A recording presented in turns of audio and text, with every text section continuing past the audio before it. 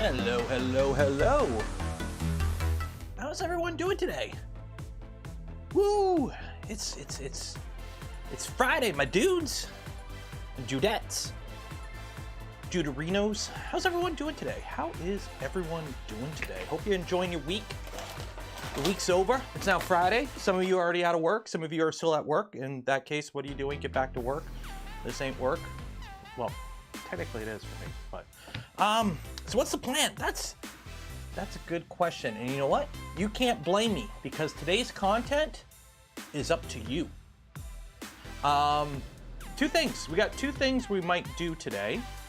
Let me fire up a poll, not a QA. Math class. Yeah, okay, math class, yeah. I could see. Start a poll. What to do?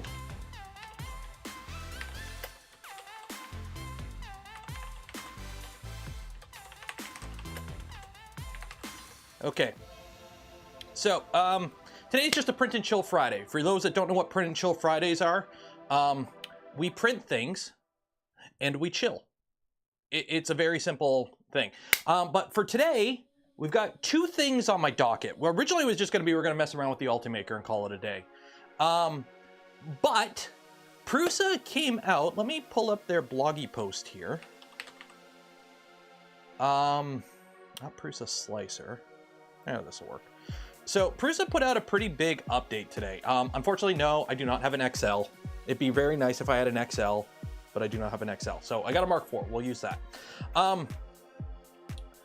So they've added a bunch of stuff to the firmware, and namely this. This right here is on Prusa's now. I think we've all been kind of sleeping on Prusa firmware for a bit, and it's finally like catching up to us. But they've got object exclude now. So they have object exclude. They got input shaper now on the XL. What else was there? They have like fast G-code transfers now, like G-code compression. They've been like, you know, certain people like to shit on Prusa all you want, but like they've been doing work in terms of a lot of stuff lately. And we've been I think we've kind of been sleeping on their firmware because they've come out with a lot of Gucci stuff lately for their little printers. So yeah, object exclude. Can someone correct me if I'm wrong? Right now, the only way to get object exclude is pretty much Clipper. Are there any other commercial machines that aren't running Clipper that have object exclude in it? Is that a Clipper only thing? Like, is Prusa the first one to figure out how to do object exclude in a non-Clipper machine? Or one without Octoprint, sorry. One without Octoprint and without Clipper. Like just running, does Bamboo have object exclude? How does it work on Bamboo? Does it work on all their machines or just the X1? How would you even do object exclude in this? I don't know, X1C only. Okay, so it's X1C only. Yeah, that sucks. Why? It's the same freaking printer. Why would you tier that thing? Like it runs, like, are they not the same firmware? From the touchscreen X1 only. Ooh. Okay, so at least it has it. At least it has it now. Still, why can't you do it on here? Prusa's doing it on their screen. Prusa could do it on the Mini. What the fuck? What the fuck, Bamboo? So it looks like Prusa shenanigans are gonna win. So we'll get that going. Yeah, why would you gatekeep that kind of feature when your printers run the same firmware? Like, if your printers are running the same firmware, why are you gatekeeping a feature behind that? It's a visual like Clipper does. Okay. Have you used the Goliath yet? Technically, we used the Goliath for like 30 seconds on Tuesday there. Pros of the Marlin G-code. Where? Use M486 to identify and cancel objects during a multi-print job. This command was originally developed for SD card printing. So how would this work? Slicer post-processing scripts. Okay, so this is, you know, for Prusa Slicer and Kira. So you would just like, you would have to type it in.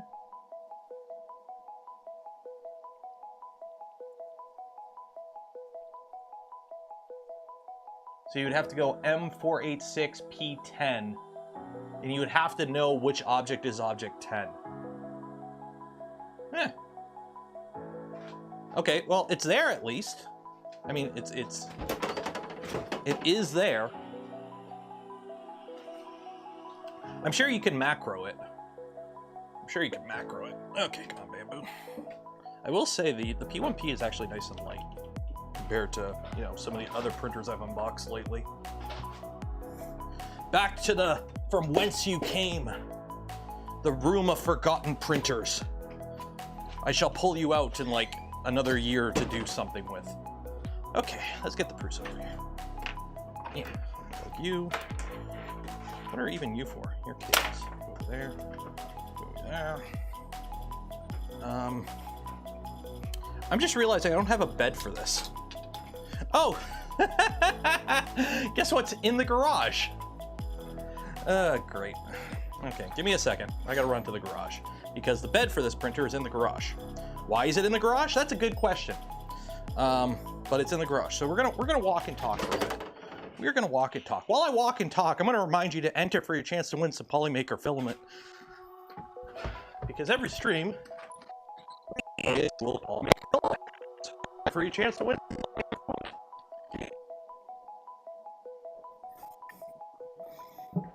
Did you enter for your chance to win some Polymaker filament? I hope you entered for your chance to win some Polymaker filament. Because if you didn't enter for your chance to win some Polymaker filament, what are you doing? You should be entering for your chance to win some Polymaker filament. Link in the video description. Is this it? This is it. There we go. Mike got crispy for a second. Yeah, that's what happens when you walk through a house. There we go. Printer on now. Pull SD card out now.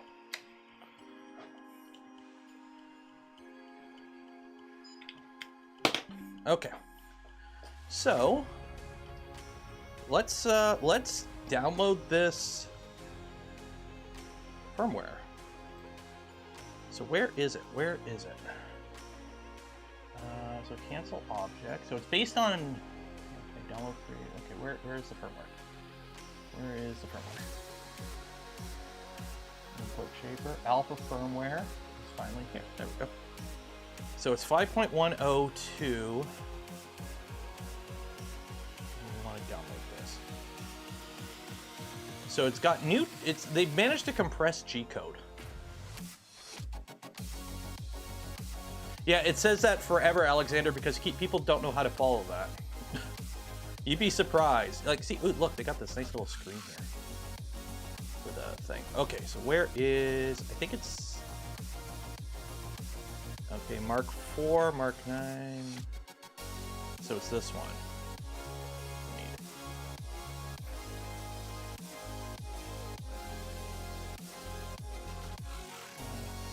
Okay. Oh, I just want to open show file on computer. Okay.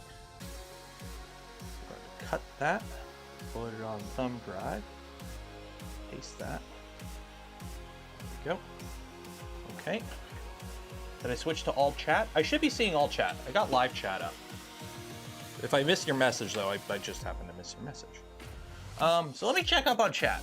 Object exclude seems like logical steps in Prusa label object. Yeah.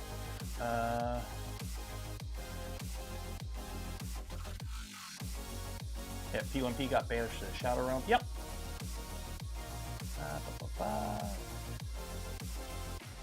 Have I tested IS on the Mini? I have not, and for two reasons. One, I have to get the Mini up and functional. I may have borrowed a part. Or wow, am I really washed out today? Am I brighter than normal? Did I change the lighting setting in here? I don't know why I look brighter than normal. I may have stolen a part or two from the Mini. And then also, oh, okay, flash firmware. It's not a Prusa. It's white guy is normal. Okay, cool. This is not a Prusa, as you could tell from the not a Prusa mini. So I apparently I can put the firmware on there. However, I'm just kind of like, I'm just kind of like, I don't feel like it would be fair to judge anything with a alpha beta firmware on a machine that's not an the real machine. So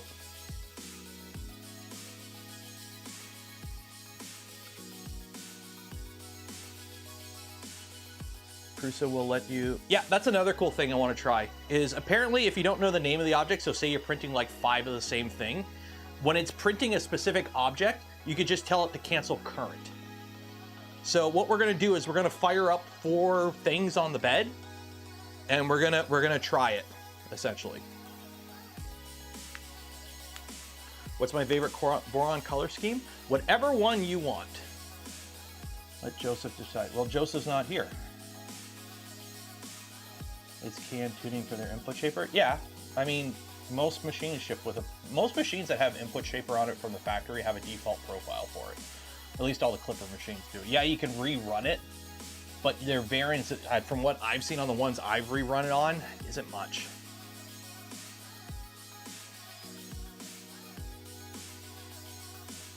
No pull? There is a pull.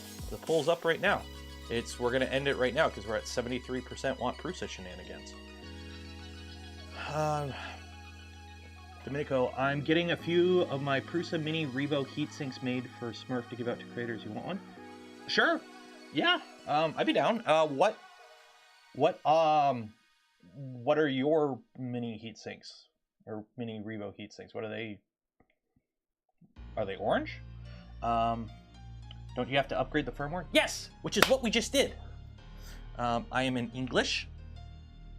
Ooh, I'm gonna set up the Wi-Fi too, because apparently the Wi-Fi is much better now. So we are gonna continue.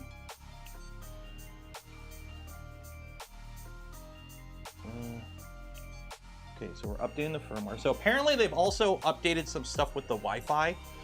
So I'm updating the Wi-Fi. So we'll see how that goes. To support Revo instead of swapping out the hotend bracket for a printed one. Oh, cool. Oh, so it uses the same heatsink, it just supports Revo now. Oh, that'd be cool. Yeah, that would be, because I got a mini Revo in there right now, but I'm also like missing the fan, because I can't remember what I stole the fan for. I stole the stock Revo mini fan for something, and I can't remember what I used it for.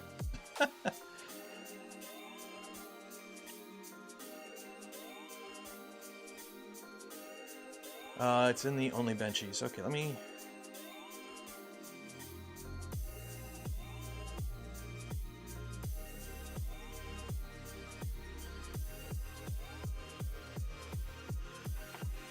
Oh, that. What is that made out of? Is that cast? So that's your stock mini heatsink, which is overkill for a Revo. And you just made it so you can screw Revo into it. That's clever. Those kind of upgrades I like. Okay, credentials loaded, attempting to connect. You make the Wi-Fi gonna go.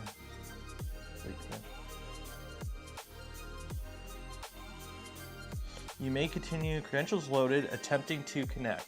You may continue using printer. The Wi-Fi icon will appear in this status bar once connected. If nothing happens after a few minutes, delete credential files. No, I don't want to delete the credential files. It won't let me delete the credential file. Okay. Ooh. Uh-oh. Uh-oh. Joe? Joe?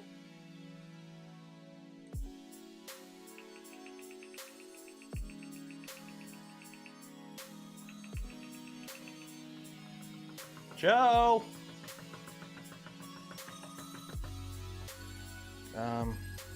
Pull the SD card out. Turn off.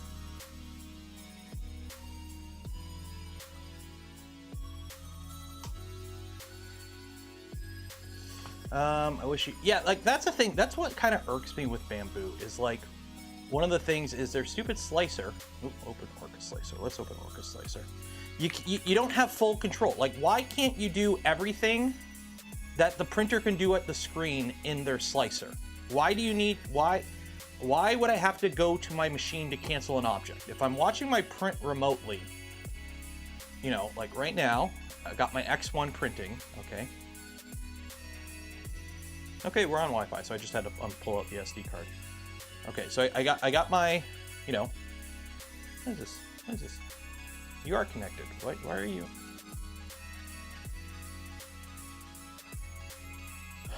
Okay, so apparently I could connect to it LAN. I can control this in my garage. Why can't I do it here? Connecting. I can see the status of my print. I can pause it. I can stop it. I can see what it's doing. I can see the temperatures. But I need to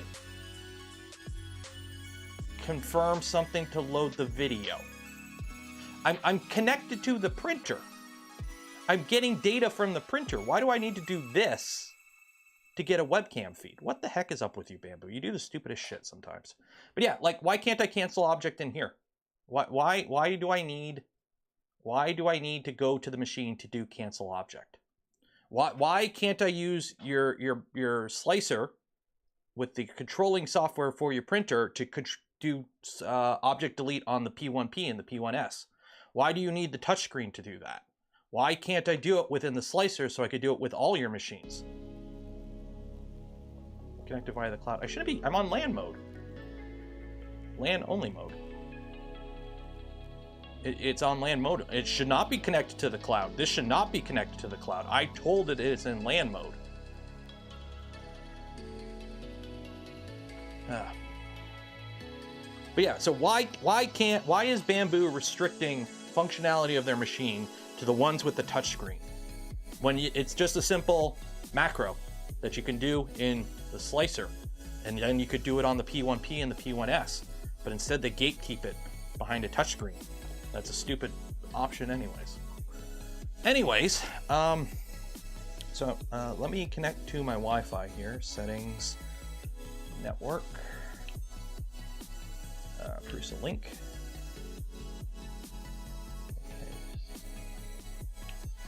Okay, so what is my, okay. Hopefully I don't dox myself here.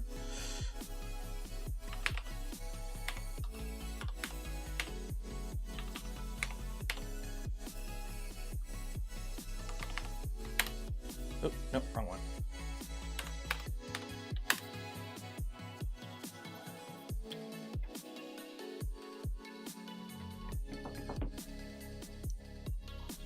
They like to pretend they care about UX. Yeah, right.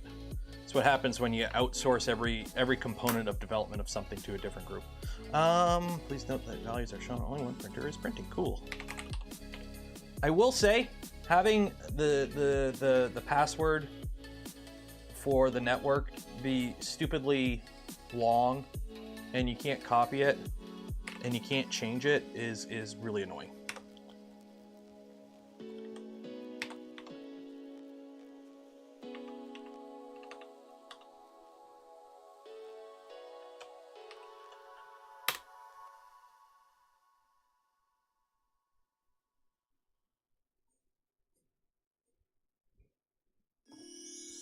Come on.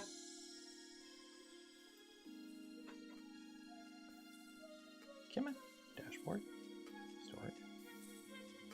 Are you connected? Save. I might have redone the. Let me try a different password.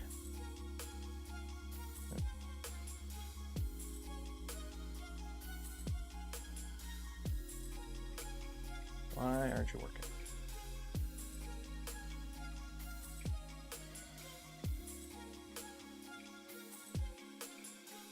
Downside is it's trying to connect to the garage. I have it set to connect to the garage, so I'm a little bit far away from it. But for some reason, it doesn't want to connect.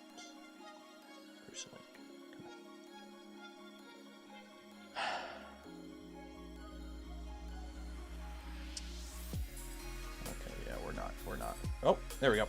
There we go. It's connected. Cool. So let me put that SD card back in. Do you need a USB stick in this? Yeah, you do, to put prints on it. So there we go. So we're connected. Okay. So now there's also a new version of Prusa slicer I need to download. Prusa 3D. Prusa slicer. There's an there we go, alpha of 2.7. So this is cool because you can also import SVGs to attach like SVGs like over a print. So you can like mesh stuff. Yeah, it's pretty cool. There's for those that are more power usery than me, there's actually a decent amount of stuff here. That's cool. Where is download Windows?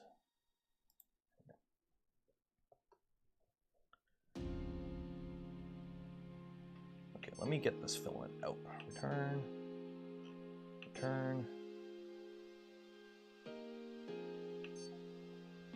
Filament. Unload filament. So right now I got some flexible in there.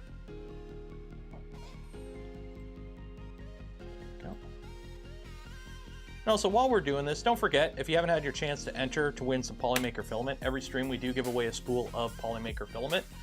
So, link in the video description, enter for your chance. Also, while you're down there, don't forget to like the smash button. If you're not subscribed to the channel, consider subscribing. And if you want to help support the content I create, the things I do, consider becoming a channel member, a Patreon supporter, a YouTube member, or if you purchase anything in the links in the description, they're affiliate links. They don't cost you anything extra and go a long way in supporting the channel. And also, if you are a channel member or Patreon supporter, tomorrow's video is already live. So don't watch it right now because you're watching this, which is more importanter. But if you are a Patreon or a YouTube member, tomorrow's video is now live. So you can go check that. So that's cool. Okay, waiting for that to heat up. So we need to print some things. What are we going to print? Camera crashed? No. It gets a little funky. The camera does funky stuff when it's slicing for some reason. I don't know why. Okay, I don't want to use the cookie CAD stuff because I'm running low on the cookie CAD stuff. Let's use some, no, that's PETG. I don't want to use PETG. What do we got here? What do we got here? Polymaker? Is this Polymaker? What is that? Oh, that's lightweight PLA. Let's go with some pink. There we go. Sleek PLA. That works. Okay, pull out the filament. Do that.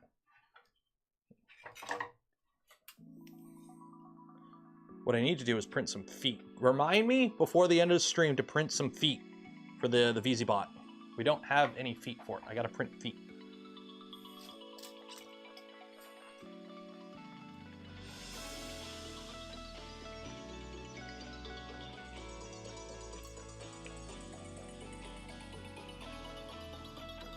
Loading filament. There we go. If Replotech went under, the filament has been out of stock for forever. I don't know. Are they? 1 second here. Replotech. Are they still out?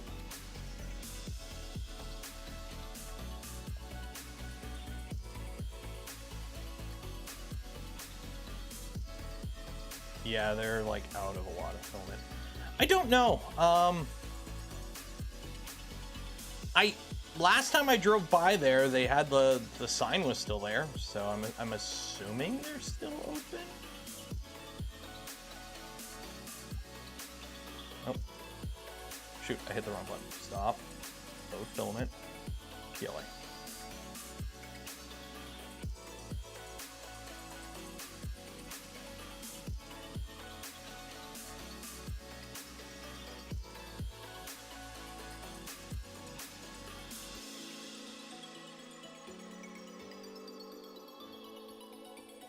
Purge.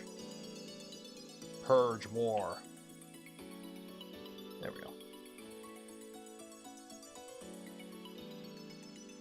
This is something I don't get. Why on the Prusas? Okay, so so I loaded Filament, and I've purged it, yet it still keeps the nozzle at 215. Like, why doesn't it go to cooldown after that? Like, I gotta manually cool it down after it does the purge. I don't know why it doesn't do that automatically. Also, I do have, I don't know where I put it. Somewhere over here. I got the nozzle adapter. So once I find where I put my my Diamondbacks, I can put a Diamondback in this or a CHT or something. I'm thinking Diamondback, just so I don't have to worry about abrasives. Okay, we need to print some stuff. What are we gonna print? What are we gonna print? We got the new Prusa slicer open, 2.7 Alpha 1. So let's load up 2 benchies. So we need 2 things that are the same. Okay. So we need 2 benchies. And then we need yeah, we'll do a mushroom man. And then we need one more thing to print. We need one more thing to print. What are we gonna print? Whatever the current top model is. So likes is this little ghost. Yeah, we'll print the little ghost. This is the top model. 3 files. We'll download the cat. Cool. Halloween cat stand. There we go. Okay. So we've got 3 models. This is Jesse. Is it? No, this isn't Jesse. I'll call it Jesse though, because it's the same resin.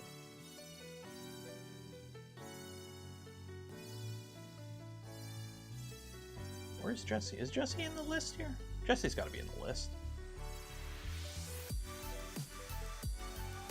Whatever, I'll just call it Printn PLA. It's the same thing anyways. What? Okay. So we've got...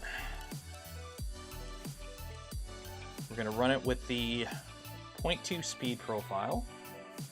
We've got 2 benchies, a mushroom man, and a ghost. And I think I missed... Did I miss... Oh, yeah. Why is my mouse doing this? I got a USB extension. I've got the USB receiver for my mouse. It is literally an inch away, yet it's still like... I need to get a proper mouse out here. Fabrico Chamois, $2. Cheers. Print some feet. For free. Okay. So this is an hour and 57 minutes. Obviously, we're not gonna let the whole thing print, or we might. We'll see. Like today's just a print and chill stream, anyways. So let's connect to Prusa link. Hopefully it works. The only thing I'm a little concerned with the Prusa link is this is connected to the Wi-Fi in the garage. Obviously, we're not in the garage. So it might be a little slow. We'll see. Because it's got to connect all the way through like the ground essentially. To get to the angle of where the garage router is, it needs to connect through the ground. Yeah. Yeah, we're gonna have to do this with the USPA stick, unfortunately. Yeah, let's when I connect to the closer access point, because I'd have to set it all up again.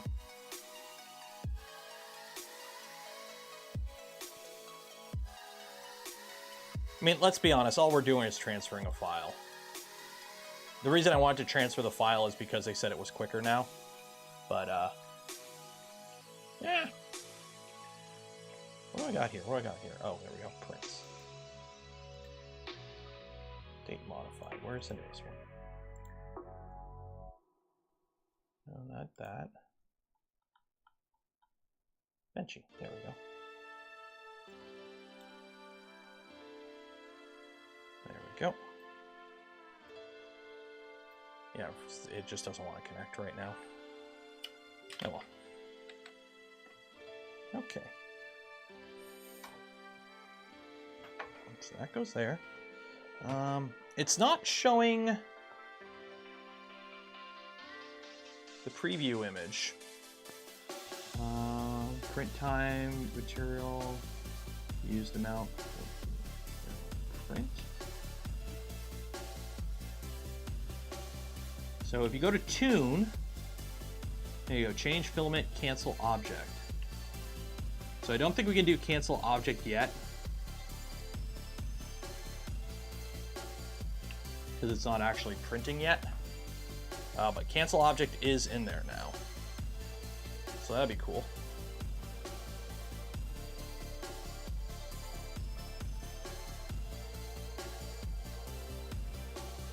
What's a good way to tension the belts? By feel. Just feel it in your heart. But yeah, go read the whole. I'm not going to go through the whole blog post with the Prusa thing, but go through that blog post. Like that blog, that is a very meat and potatoes blog post, as I tweeted. It is like just all good shit in there. So.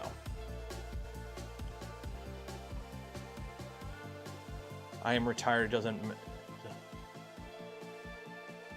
What are you doing?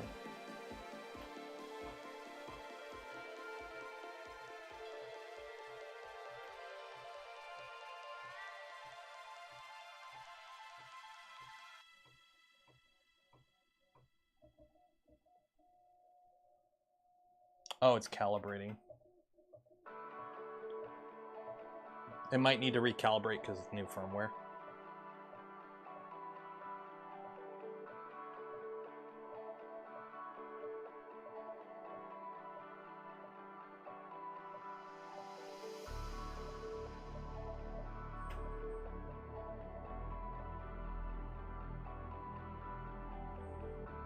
It's an arcade keyboard. It's a Corsair. It's just a Corsair, nothing fancy. Corsair K95, I think. It's missing a key. I don't really like this keyboard. The keys fall off way too easily.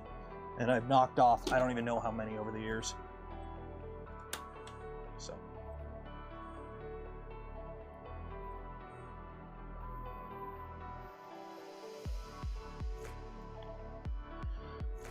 What printer are you printing with?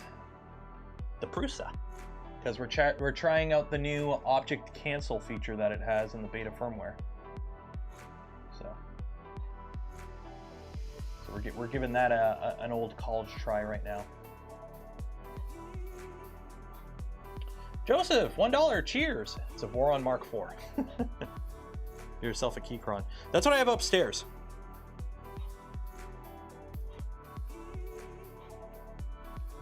Upstairs, my main keyboard upstairs, Keychron 96%. So the computer upstairs, my main computer that I use. Oh, they're on sale right now too. Dang. Which one is it? It's this one, I think. Yeah, the V5. This is what I use upstairs on my main computer. This is the keyboard I use. So it's a 96%. So I still get a number pad, but it's a little bit smaller. It's funny. It's only like one row bigger than this. So I like this though, because it's got the built-in volume knob, which considering I run Hedemames, which don't have a volume slider on it, is nice to have like an ability to quickly adjust volume. So this is my keyboard I use upstairs. The only thing I don't like about it is the keys that it comes with. The light from the LEDs doesn't come through it. So if it's like nighttime and it's dark in the room and I need like to hit like the and symbol and it's like, shoot, where's the F, the shift, and I can't see. So.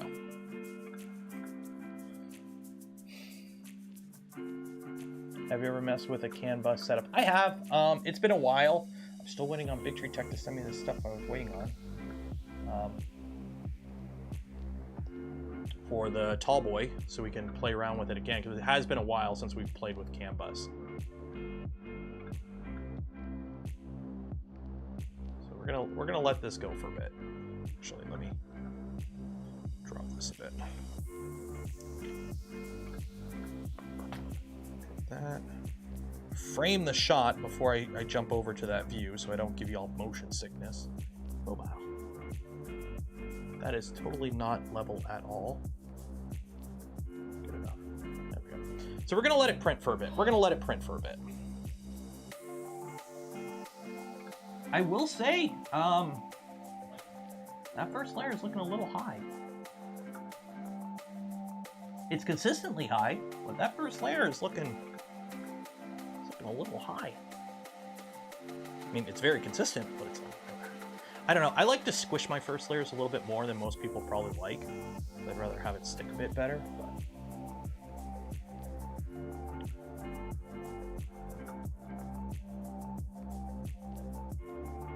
I'm not sure if it's good for its price point. I mean, how much are all the parts for it?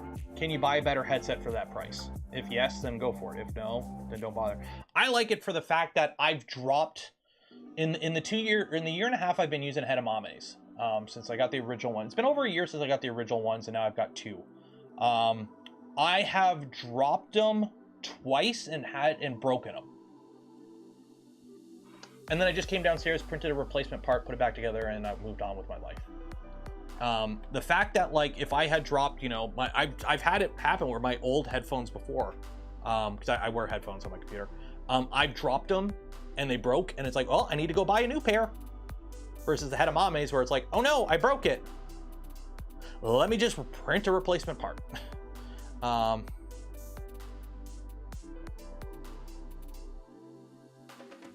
Like, here's the thing. You're not buying them because you're an audiophile. You're buying them because you want good headphones and they're also 3D printed. If you didn't care about the 3D printed aspect of it, they're not that impressive. But, you know, for the customizability of them, the user serviceability, like, they do fit a role, and there are people that like them. I like them. It depends. Hedemames use a mod mic. No, the Hedemames do have a built-in, you can use a mic with it, but it plugs in. It's just a mic. I don't use them because on my computer upstairs, I actually have a mic when I'm streaming. So I don't bother with the built-in mic, but I do have the Hedemames that you can plug a mic into. Personally, it's pretty good as far as mics go. I've used it for some voiceover in some of my videos. But any like proper like boom mic that you would use is better, and that's what I use. This is the satin sheet. This is the sateen sheet. It's the sateen sheet. Also, I forgot to tell it this is a silk filament, and it might be printing a little too fast for silk, but we'll see. By the way, this is just the default 0.2 speed profile. So, but yeah, I really like the Hedemames. I've been using, I've got two sets. The one set I have is basically one's closed back, one's open back. I like the open back more. My wife doesn't because it bleeds more sound.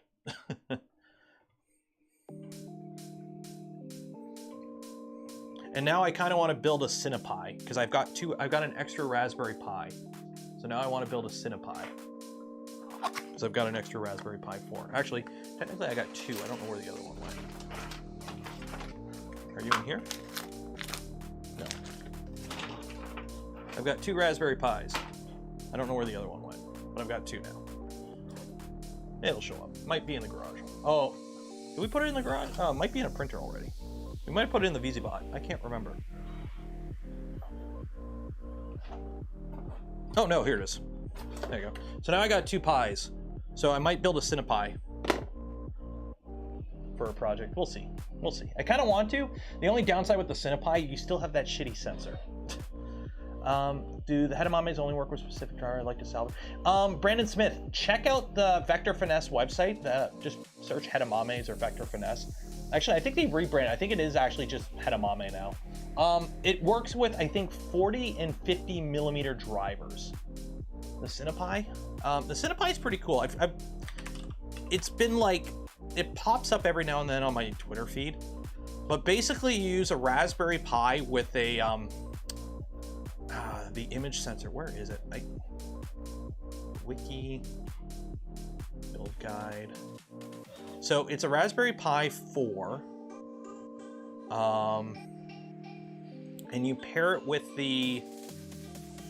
this image sensor, which isn't that great, but for a Raspberry Pi, it's pretty good. and a few other things, and you basically turn it into like a little cinema camera with lenses and whatnot. And it works pretty good. The only downside is it being a small sensor. The image quality is really gonna depend on your lighting. That's the problem with any of these small sensors things, because even though it's a good camera, it's still a webcam. It's still a small sensor. So, but look at this thing. It'd be really cool to build these into a different form factor though, like a more like, you know, Super 8 type thing. Why don't you ever use the Big Tree Tech Pi? I think I have one or two in some of my machines, but personally I just prefer Raspberry Pis. They just work better. Build giant lenses. The problem with the giant lens is you still have a small sensor. Like Raspberry Pis just have way more support. That's the thing. I use one of those models when I try with my daily driver webcam. Pretty pleased. I wish I had autofocus. Yeah, that's the thing. It doesn't have autofocus. You're not going to have any sort of image stabilization. It's pretty analog. Like if you're using it in a fixed position, fixed crop, like if you could set up for every shot, it would be kind of cool. But the fact that it doesn't have autofocus, the fact that it's got no image stabilization, and yeah, it's still a tiny sensor. So like I've seen some footage with it.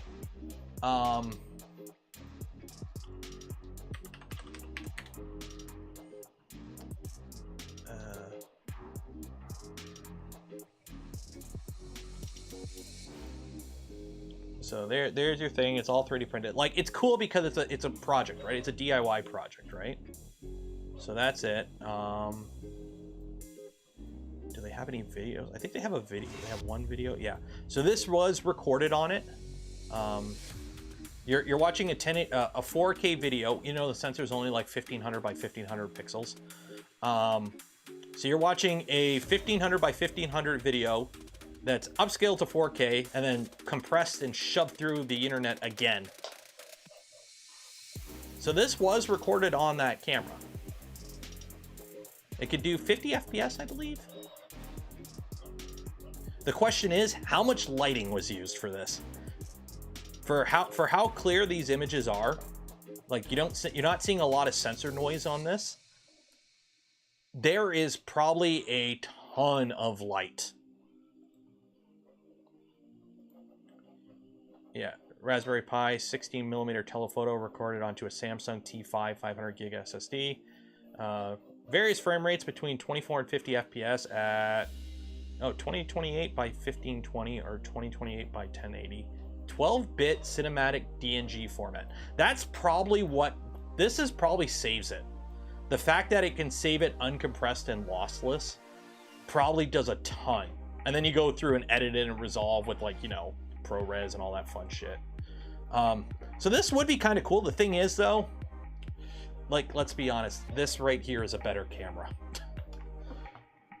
Like, that's kind of the thing.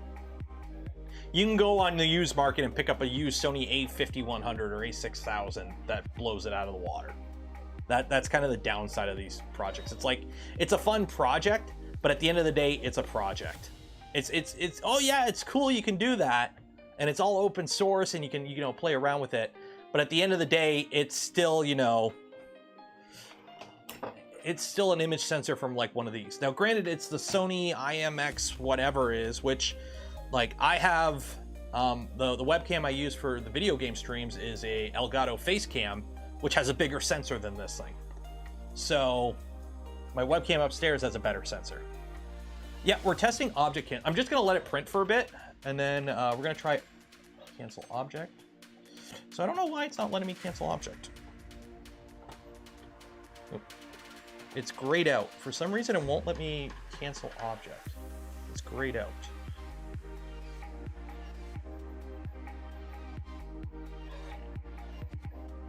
Cancel object. Won't let me cancel object. Let's take a look here at that blog post again.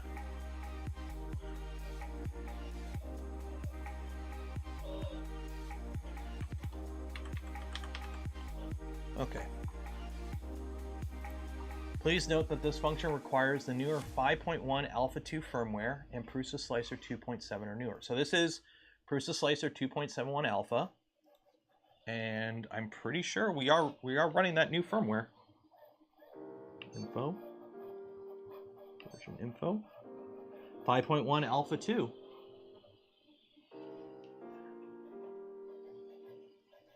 During print, you can open the tune menu.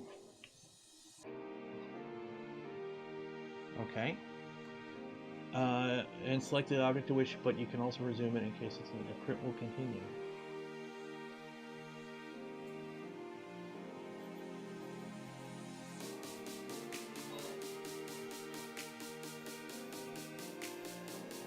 Has to be sliced with the info for it. So how do you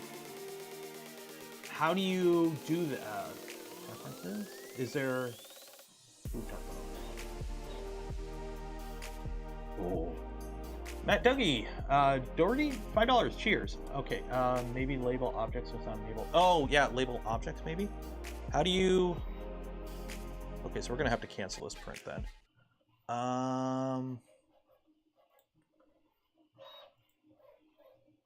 Label.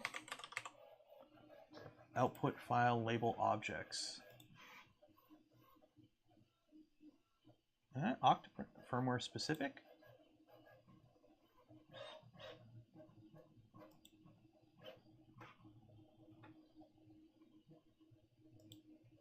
Export as binary G code. Oh, that's the new one too. So let's try this. So firmware specific.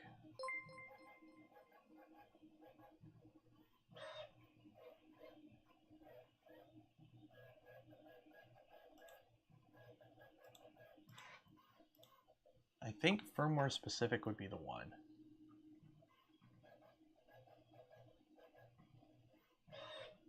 Yeah, would it be firmware specific or just export as binary G code?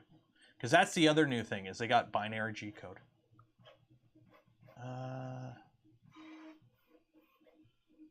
Print settings, output option, label object. Yeah, that's what we're looking at right now. Print settings, output, but there's label objects. But it had octoprint comments. This is how it was default. Like, I think we were already enabled by default. So let's try firmware specific. Slice now. Yeah, firmware specific. Okay. And we're gonna try the new G code because they have they have binary G code, which is supposed to be more compact. So let's take a look here. Prints. Yeah, so wow. That's 1/3 of the size. Okay, return. Stop print.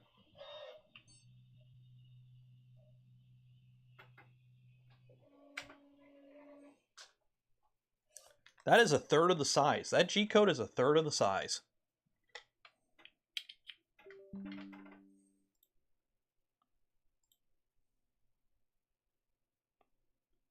Having problems. Apparently, we didn't have it set up right in the slicer.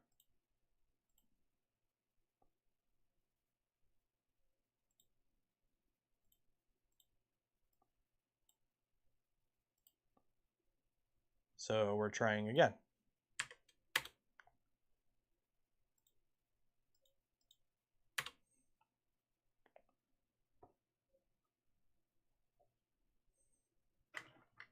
Okay, let's see if we can transfer this file over.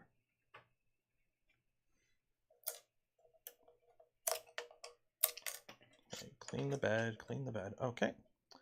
So we want to storage, add file to, how do we upload?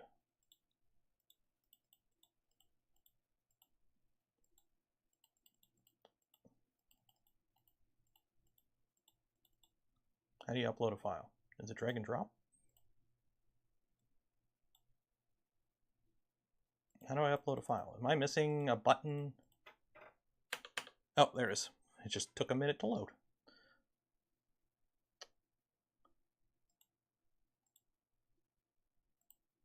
All files.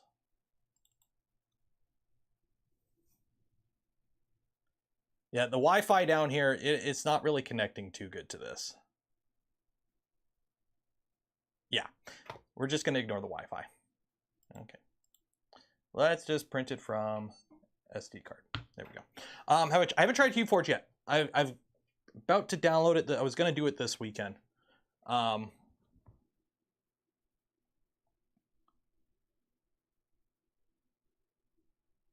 we're trying that binary G-code file, which it's loaded. So that's pretty cool that they're able to compress the G-code file size by down to a third of what it was. It went from 15 megs to 5 megs. Okay, and we do have cancel object is now an option now. Cancel object is an option now.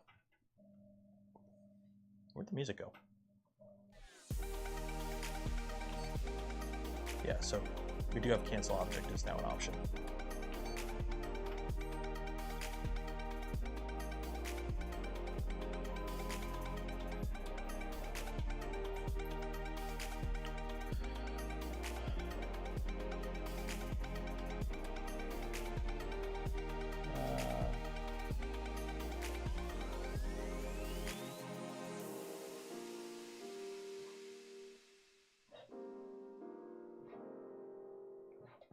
It's not a lot of compression. I'm assuming you're also limited to what you can compress because the thing reading it, like it's an STM32. Like that's what all these run off of. So it's not that, I think you probably could compress it a lot more, but would you be able to uncompress it properly without losing anything?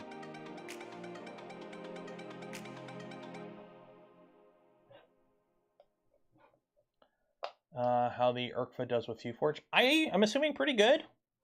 It's just a filament swap mechanism. Speaking of filament swapping, you ready? You want to know how you scare a single nozzle multi-material printer? Ready? Boo. So we've got what? We got flexible Filatech. We got PVA dissolvable support.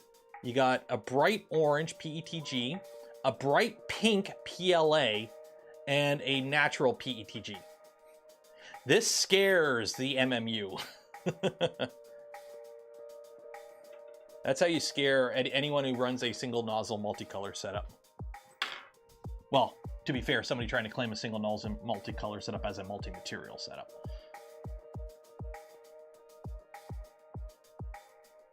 Well, I know, well, are you? I know you can uncompress it with no loss with their algorithm. That's why they put it out. But if like somebody was saying you could compress it more, and I'm like, yeah, but if you compress it more, eventually you get to a point where you can't uncompress it. But I'm also not a computer guy, so.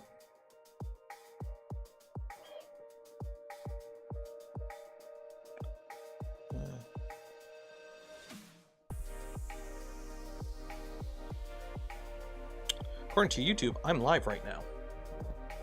That's good to know. Don't forget to print feats. I will print feats. After we play around with this, we'll print some feats. Do an ABS print with a TPU hinge. That would be nice. So it's just ARC support now. Not really. ARC support is its own thing. Because technically, like the way G-code commands work with most printers, they can't actually do an ARC, which is what? What's the G-code for an ARC? G-code ARC. Isn't it like G3? ARC command.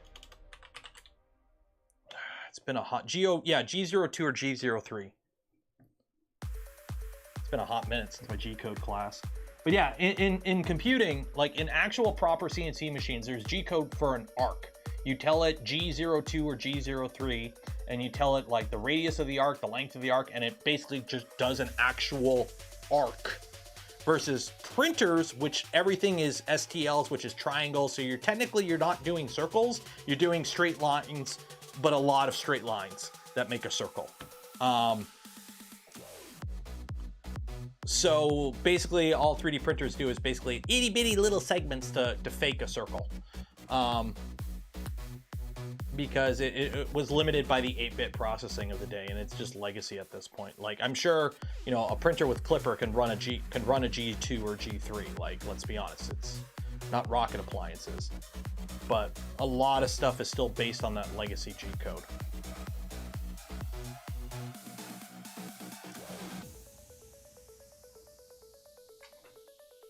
I forgot to get a drink. I'll be back. I think I forgot my Where's my chief? Where's my gamer subs? Hey, doggo! What are you doing down here? You come to say hi?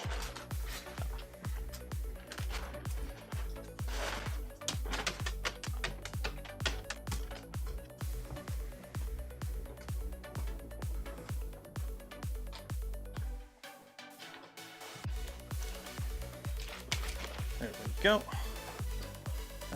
Let me put that there and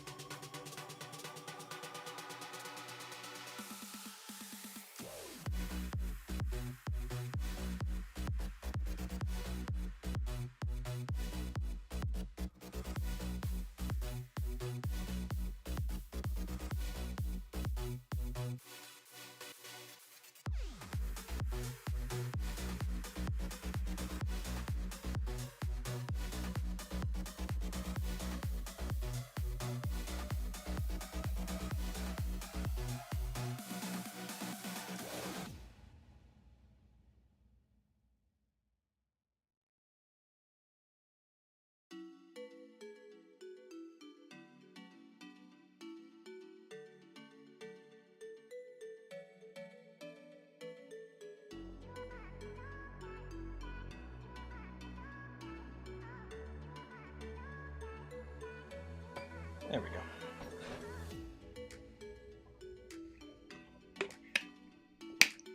I know you can't hear me. I had you muted. I was talking with my wife.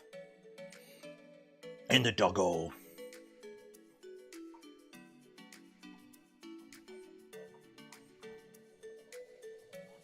Yeah, he's going next week to get his nails trimmed. He needs to go to the vet to get his nails trimmed. He does not approve of at-home nail trimming.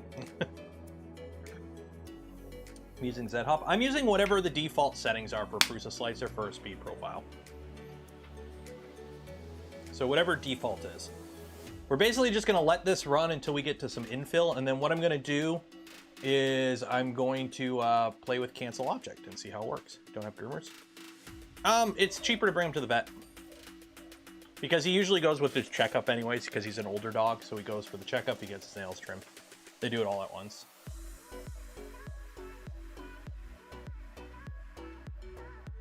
How much does he shed? Yes. That's how much he sheds.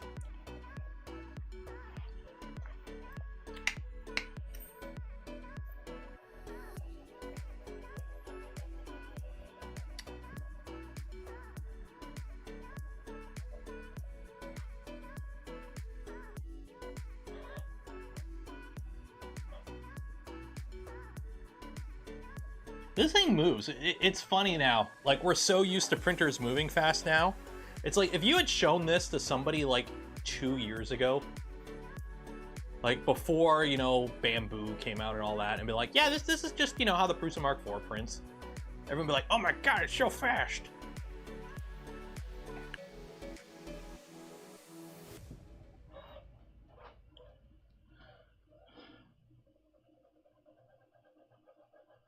Why don't you check? Because I already did, Mark. I did it earlier. I did it while it was heating up. These commands only change Prusa Slicer that Bamboo can't use for their...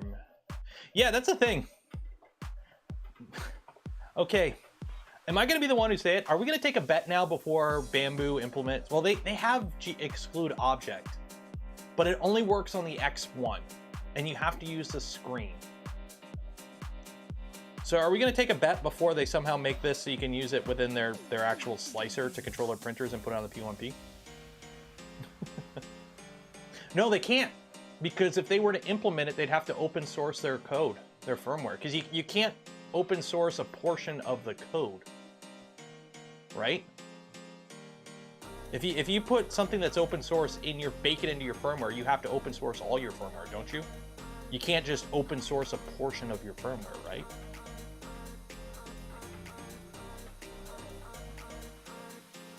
I was mistaken about the screen only thing. So if it's not screen only, how do you do object exclude then in Orca or in Bamboo Studio? Because I've got, like, okay, I've got it printing. How would I do object exclude? Enable AI miner, enable first layer, auto recovery from step lock. Where would you go to?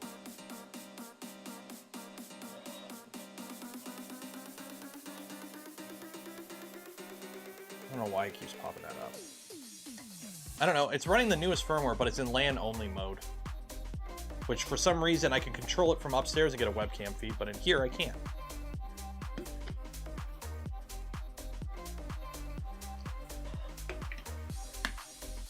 So Voron Creality never released screen firmware. I know. It's bullshit. What is it? I can't remember who it was. Is it one of the companies that's now putting Clipper on a machine? Apparently screwed up like a firmware update, and it like I don't know if it bricks the machine, but it might be the Anycubic one. I seen a tweet about it where somebody was trying to update their firmware, and it like screwed up a bunch of stuff. I'm trying to update. It's like, guys, just use normal Clipper. Quit trying to make fetch happen. It ain't gonna happen. Just put normal flipping Clipper on your machines and quit trying to make proprietary bullshit that doesn't work.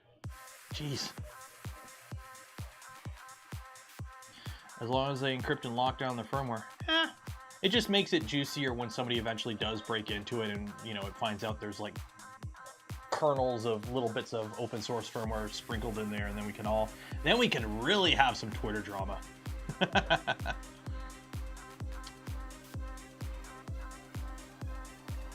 Neptune 4 Elegoo breaks if you upgrade Clipper. Yep. Any thoughts of a proposed law in New York to run background? We spoke about it at length last stream, I think. TLDR, it's one person trying to get this law implemented. Like it's like only got one supporter in the New York government or whatever, and it you know, it's pointless. It's a feel-good law that won't solve anything, and you know, it's completely pointless. Do you try printing on the Bamboo from the Bamboo app without slicing? No, I refuse to install that app on my phone. I won't put the Bamboo app on my phone. I don't even know if I have it on my burner phone that I use for that stuff anymore.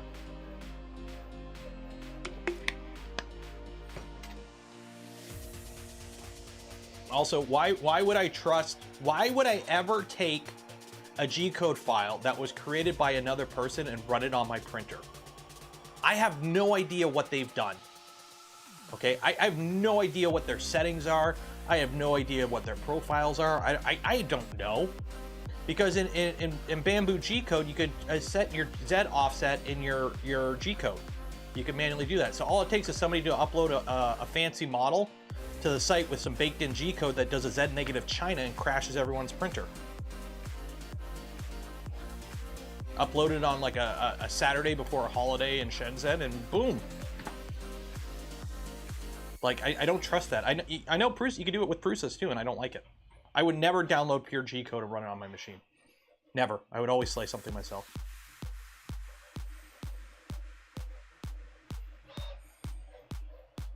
The only time I've ever done it was with the Anchormate, and that was just trying stuff out. And that's a printer where if it crashed itself, hey, that's content. Okay, let's, so, you know, we'll let this finish, and then we'll cancel this. Thomas did a good video. Yeah, it's sketchy because you can go, where is it? Prepare, let me see if I can find it. Machine G. Yeah, you can go into your Machine G code here for Bamboo Lab P1P, and there is, there's something about an offset somewhere. There's somewhere with the offset. You can change the offset in here somehow. And what you could do is you could just throw G-code in there that, okay, cool, now do a Z-5 and go, you know, do a draw big ding-a-ling on your bed. Go, as part of your warm-up G-code. Like, okay, so we're gonna go tune. Okay, cancel object. We are gonna cancel Halloween cat standing. Canceled. So now, this should go from here to there.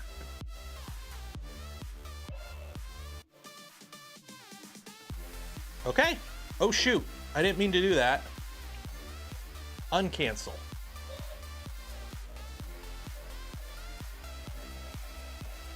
Let's see if it will recover that. If it'll do 2 layers. It should do 2 layers if it's trying to recover all that.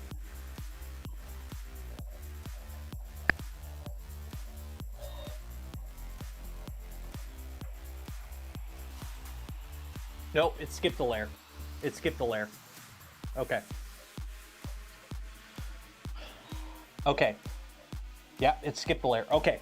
So if you hit cancel object, you have until it gets to the object to uncancel your cancel. So if you're, you know, if you fat finger it, right? And you're like, okay, oh shoot, that object's failing. Cancel Halloween cat. Oh wait, no, it wasn't the cat. Okay, go back and it'll go back to the cat, right? But it can't go back in time. So once it skips the G code, it skipped the G code. So it's as you can see, it's printing, but it's gonna skip layers. It's gonna skip layers now. Yeah, so you can see it's skipping layers. So it's like the print kind of looks like shit now because it's skipped layers. Yeah.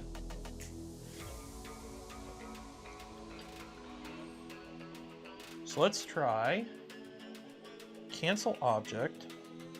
So, oh no! Shit, what benchy was that? Okay. I come to my print. Oh no, my print, it has failed. The object has popped off the bed. What will I do? I'm making the spaghetti. Okay. So we go cancel object. I don't know which benchy it is. Cancel current.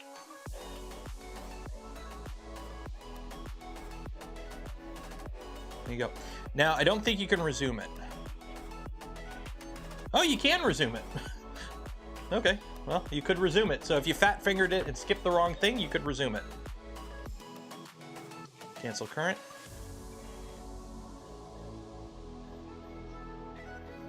David's here? Hi, David. Everyone say hi, David.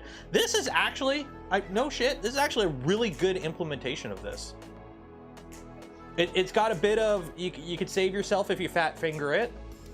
It's relatively smart. Like you can tell it just cancel the current object. This is a nice implementation of cancel object. This is a very simple, straightforward way of doing cancel object.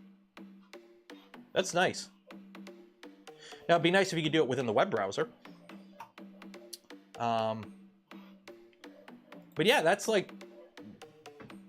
actually a really nice way of doing it. Good job, Prusa team. Isn't it nice when you have like, you know, a paid team of developers working on your firmware and slicer? So this is, yeah. So we've canceled 2 objects. We've got a little bit of string here, which makes sense because we canceled an object that was printing an error, so we got a little bit of string. That's actually a really, now here's the thing. Will it update this? I don't think it'll update this. I think it'll just, because it jumps G-code, every time it skips this, it'll just jump ahead of now. So let's see here. So after here, I want to see if it'll jump up, if we can take a big hit to time, because we skipped 2 objects.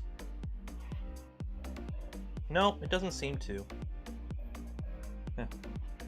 Because that's the thing, like, I'm wondering if this will affect minimum layer time.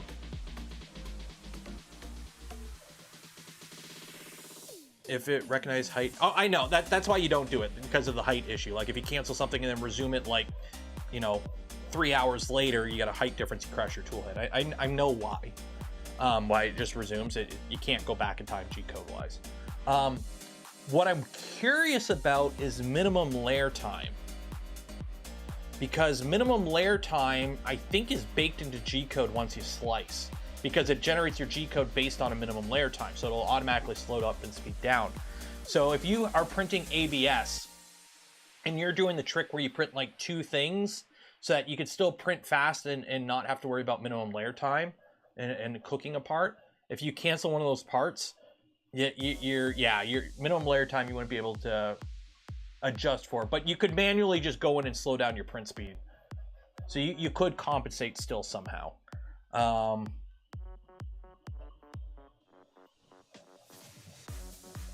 It could say, it would have to buffer the G-code. It would require rewriting the firmware to be able to search G-code. Because it would have to know the G-code that it skipped, and then it would have to buffer that just in case you wanted to go back to it. That would be a little bit more tricky of a programming thing.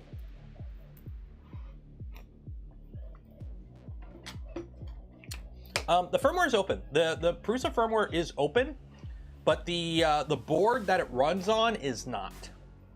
The buddy boards that these run on are not open source, but the firmware itself is open. So you could run this firmware on a non-Prusa board, but it depends, because they got the reason Prusa can do a lot of this stuff is because they are working with closed hardware. They're only writing firmware to work on the hardware that they know. So they don't have to worry about compatibility. So that's the advantage that Prusa kind of has, is because they know this firmware only has to officially run on these boards. Okay? They could put the firmware out, it's open source, anyone could do whatever, but if you want to take this firmware and slap it on an Octopus, you're probably not going to have a good time, or it's not going to be easy. You could do it, and there's nothing stopping you, and Prusa gives you the firmware to do it. But I'm assuming because they are, like, the way their input shaper is calculating everything, and, like, everything is running off of this one specific chip. Yeah. Cancel object on an MMU print where the already spliced filament in that part is purged would be gold.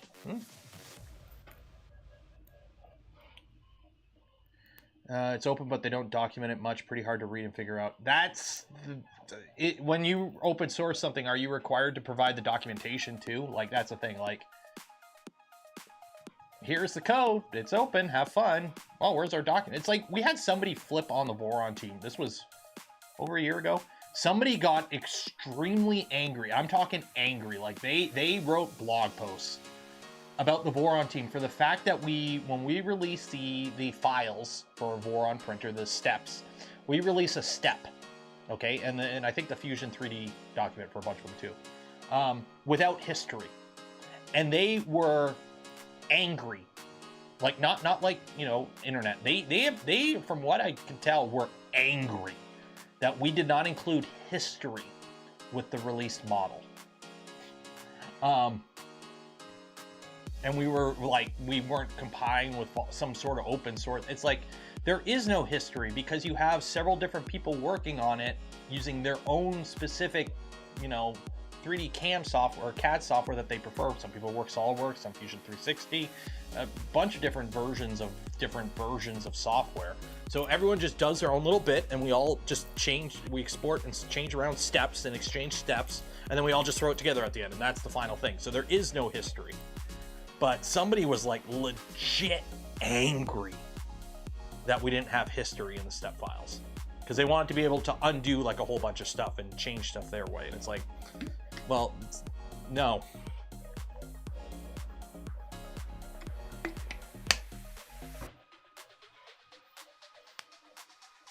Just watching Voron live. Yeah, it's a lot of people use Fusion. A lot of people use SolidWorks. Some other people have some other stuff.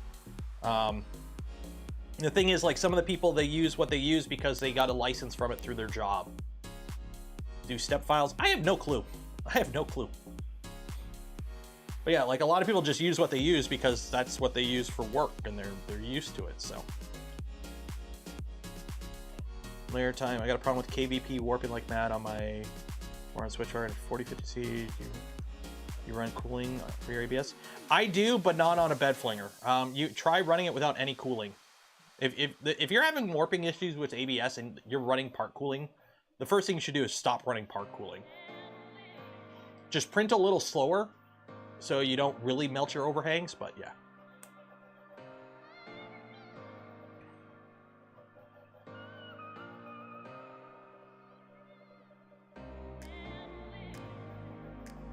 Person created his own Voron parts in his parametric. I think, is that the same guy?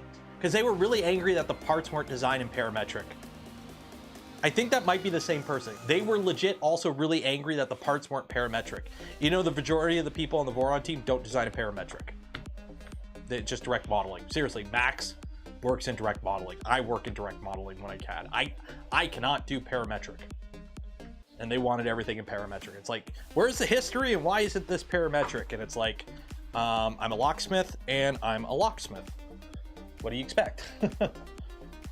FreeCAD? No.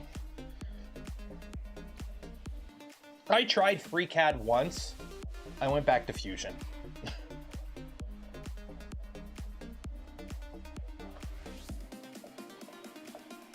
When I make a file, I convert it and share it as a finished set step without history. Yeah, plus also, I don't want people to know my shame.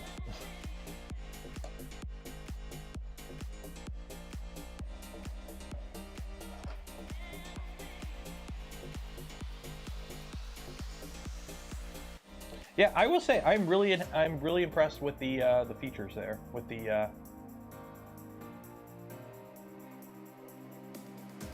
how that works. You just tell it to ignore it, it ignores it. Why isn't that parametric? Because I'm old school and draw on a sheet of paper. Pretty much, like my first CAD was literally I used Autodesk AutoCAD back in high school or college in 2005, 2006. In my architectural class for civil engineering. That was the first time I ever used CAD, was literally AutoCAD. Did I try the G-code? I did not, because this thing is set up to connect to the Wi-Fi in my garage, and considering it has to talk through the ground, we weren't getting a good connection, so I didn't try that.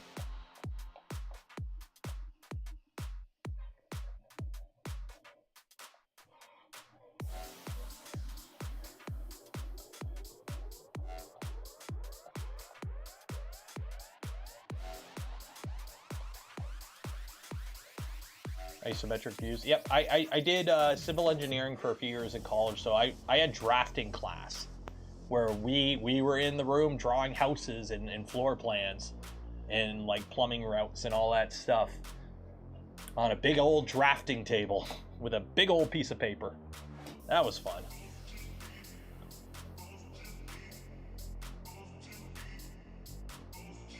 But yeah, I just use the free version of Fusion for, honestly, half the time if I need something in CAD, I just sketch it, extrude, change a few things, and print. Like, I very rarely need to do anything fancy in CAD for what I do. Printing ABS or nylon or Prusa, do I need to worry about the pet sheet parts in the printer? Depends how hot your chamber gets. Personally, if I planned on running my, if I planned on running my Mark III in a chamber all the time, I would reprint the parts in ABS. That's what I would do. The first thing I would do is put it in the chamber, reprint all my parts in ABS. That would be the first thing I would do if I was going to live in there all the time. If it's like, oh, I'm going to only print, you know, some stuff every now and then, you may not need to worry too much. But if you were printing a lot of ABS and PETG or nylon, then yeah, I would change out the parts to ABS.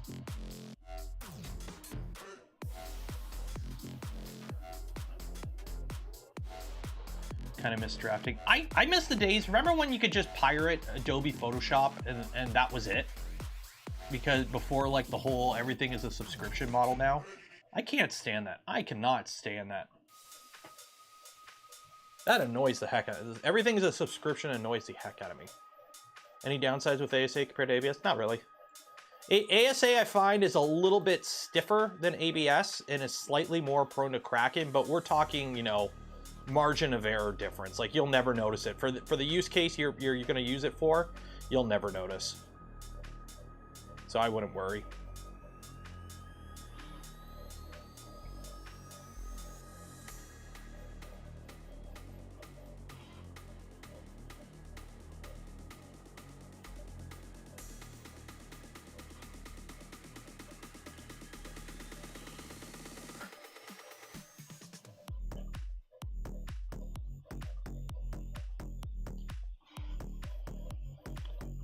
Can you print peak on a Voron?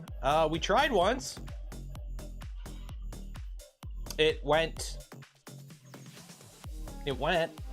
for a bit. I mean, we still have, is it down here? I think it's down here. Is that a Sonic pad? Cool. Yeah, where is it? Where are you? Oh, you're in here somewhere.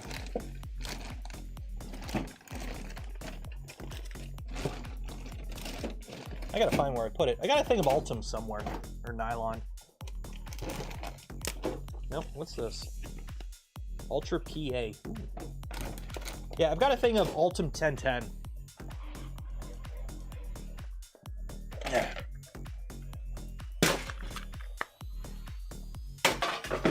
Is there anything on here even worth salvaging? Probably not. It's all locked down proprietary bullshit. Yeah. Maybe the screen. Can you save the screen? It's a 7-inch screen. Can I build a stream deck out of it? I don't know. Boop.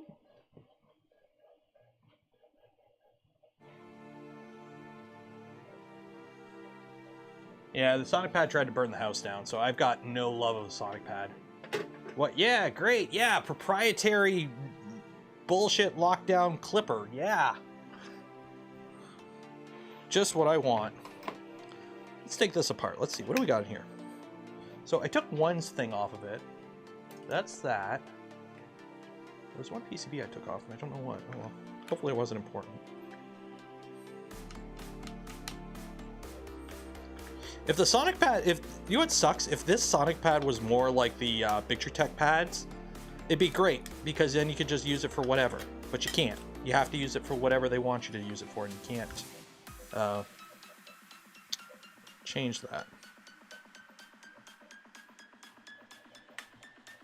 That might have been the driver board. The screen. Where is that? I don't even know where that went. Yeah, that might have been the driver board for the screen I ripped off. Oh well.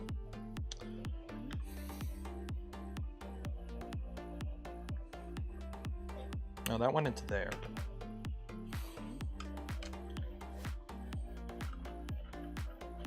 Link's kit should... Sweet. More Nerf. Got the little guy some Nerf stuff for Christmas. So we're gonna have some fun with that. Yeah, it'd make a cool little Linux tablet. But alas, poor Yorick, it's not. Okay, let's see what we got here. So you come out.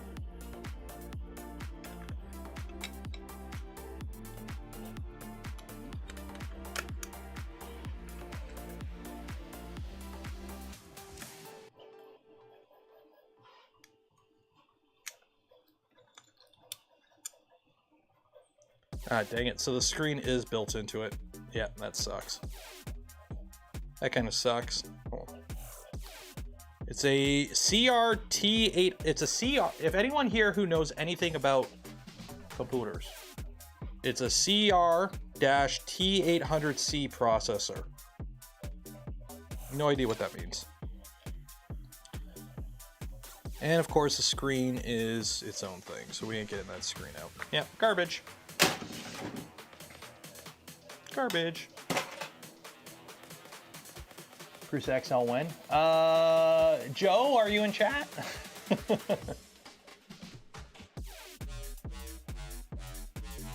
Fortunately, I do not have the budget to drop on an XL currently. We kind of blew the budget this year with between the Ultimaker, the Mark IV that we're using right now, and the Cocoa Press, which is hopefully here in the next month or so, because I want to use that. That kind of blew my budget for printer purchases for the quarter.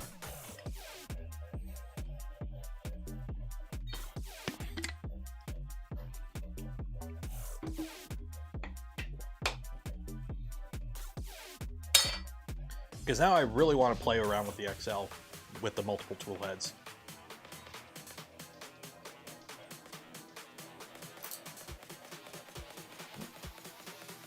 So, are we gonna let these finish? Let's see. What happened? Okay, let's cancel object. Okay. Cancel benchy. Okay. So the question is, what if we cancel everything?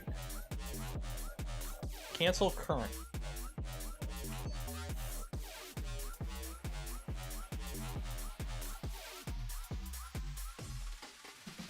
Resume ding ding. Okay. So you technically can cancel everything, but it skips a layer. So yeah, so you can cancel everything.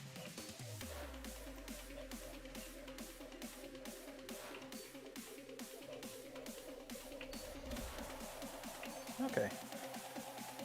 So you can cancel everything.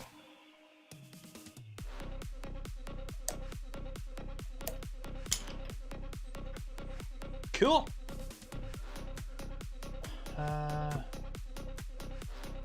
Should have borrowed one from David. Well, I can't really borrow that kind of thing. Would a 2.4 try to fit on it? You go to the Voron Design website, pull up the configurator, it'll tell you the outside dimensions of the printer. I believe it should. I believe. I don't know what the dimensions of a lax table are. Also, lax table is not exactly the sturdiest thing. I wouldn't put a printer on it to begin with. What's the cost of an XL? We looked into it for Canada. So I live in Canada. So an XL, because I was going to get the two-headed version. So that's 2,500 Canadian. Convert that to US. Add shipping, taxes, and duty. It was going to run me like $4 grand Canadian. I don't have the budget for that. I do not have the budget for that. Okay, we're going to print something. We need to print something. What are we going to print? Because it's print and chill. We need to actually be printing something on this. You know, you expect to print on this print and chill, don't you? Actually, Chelsea has some new masks. Let's... Feet. Yes, feet. Feet. Okay. Is there a specific feet I'm supposed to use? Filament. Unload filament. Is there a specific foot I'm supposed to use for the VZBot feet? VZBot 330. Are there STLs for the feet? Assembly guide and STLs. Mellow kit. It's a stupid zip.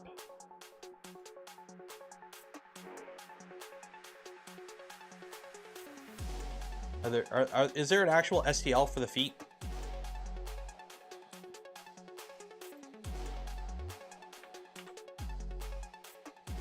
Okay. I need to get a better mouse out here. This is annoying the heck out of me.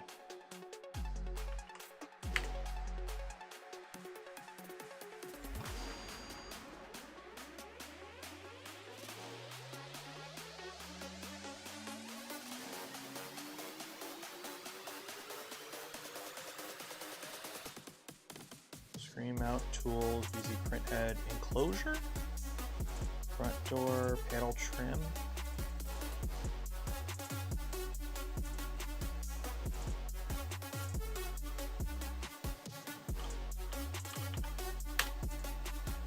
No feet.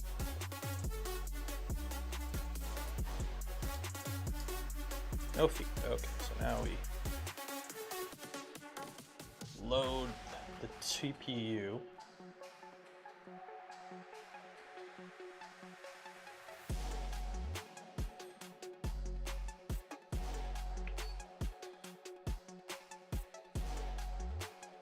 Load the TPU. It's in the frame section. Okay. What? No, that's not what I need. I need port spacer? That's not it.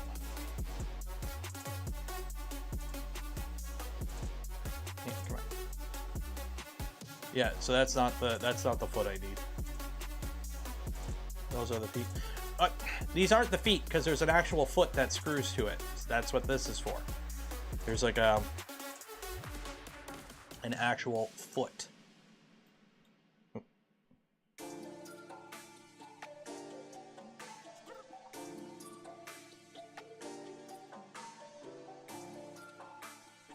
Who pinged me?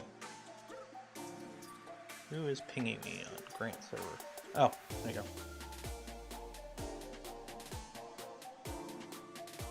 Okay, what the? This is an LTT store mouse pad, and it's not mouse padding too well.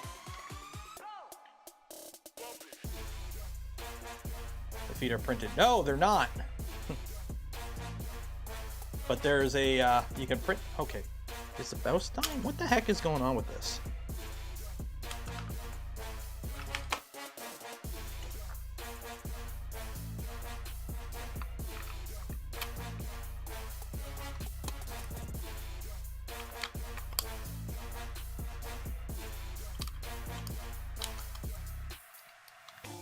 You know, it probably doesn't help. There's so much bloody interference in this room between all the Wi-Fi devices. Actually, you know what? It's probably the DJI mic system. That's what you get for a $15 mouse. Excuse me, it was an $8.99 mouse. $15 mouse. What do you think this is? Do you think this is Mr. Beast?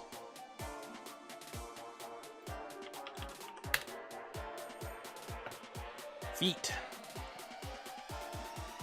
What is, okay, this is probably not a good idea to search foot. Most popular foot.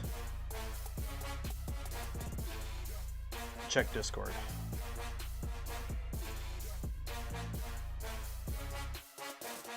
There we go.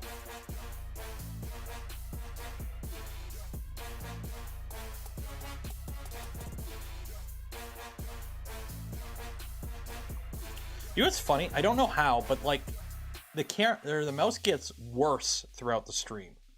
Like at the beginning of the stream, the mouse is fine. But as the stream goes on, the mouse gets worse and worse, and I don't know why. And it's, okay, wow, is that big enough? It needs to be an M5 down the middle. Ender 3, like, okay, front and molded for the Collins. Okay, this is stupid. Okay, what size is the hole in the middle? Front and molded to replace broken. Okay, what size is that hole? This is a shit way to describe something.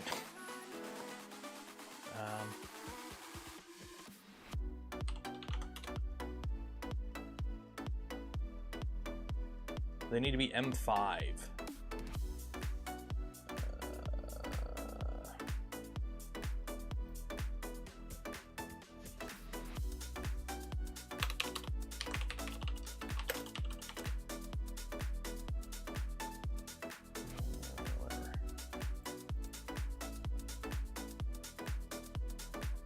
Like, is there a way to measure? Is there a measuring? Okay, 1 second. How the hell does the mouse get worse throughout the stream? Seriously, how does this happen? Okay, 1 second.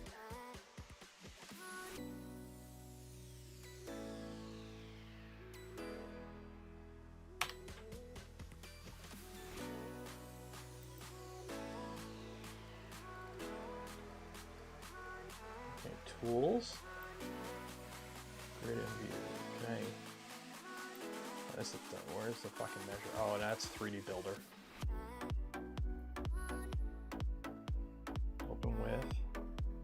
I don't have 3D Builder on this computer. Damn it. Whatever.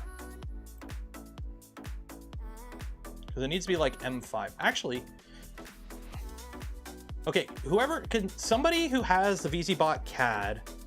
While I look for this, whoever has the VZBot CAD, can you just export the feet as an STL for me? That would be mucho gracias appreciated. While I look for some more batteries here.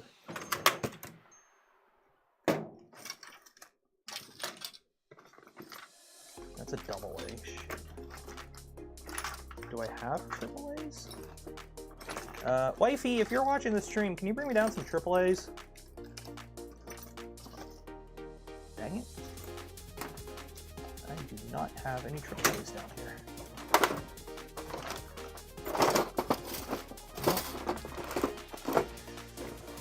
Well, good thing I didn't throw these out first.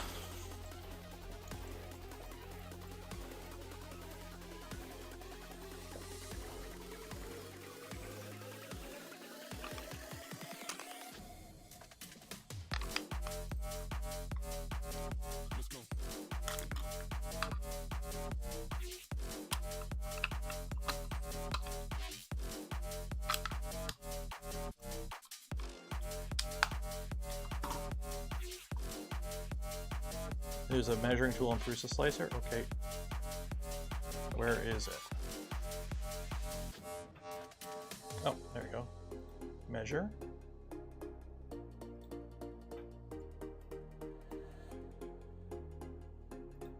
Okay. Circle diameter 4 mil. Okay.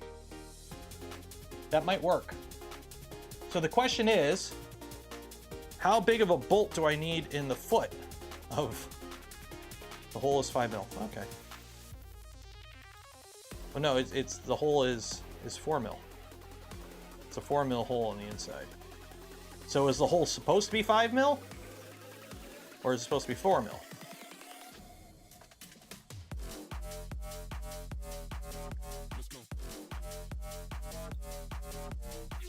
Or what I could do, picture in Discord.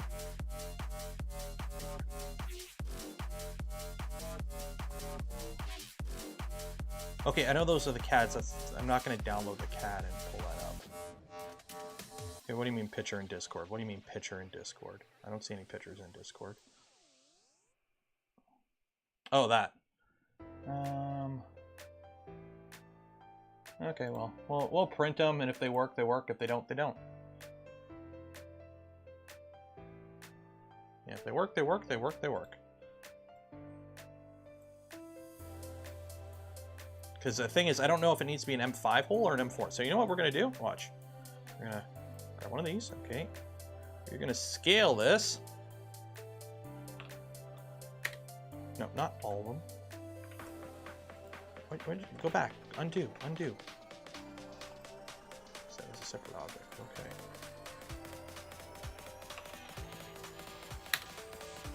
Okay.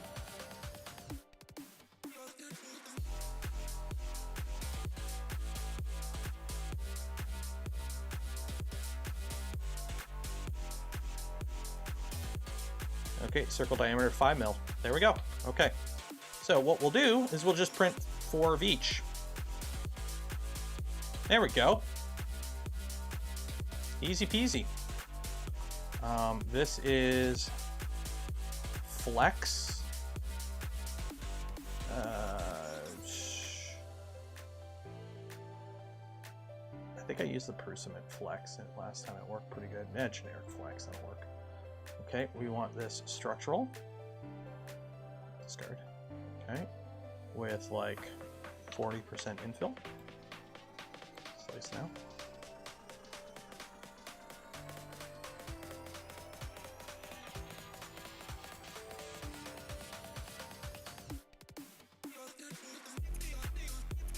That'll hold. That'll hold. Let's put an extra wall in there. Settings. We'll do 4 walls. 5 top, 4 bottom. Yeah, that'll work. There we go.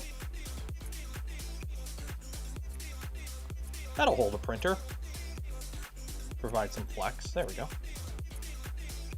Export G-code to that. Save. Okay.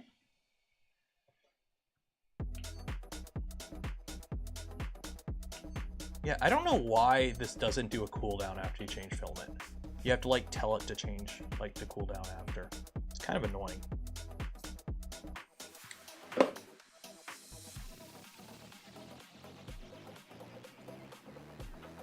Hey, print defeat. Now it prints the feet.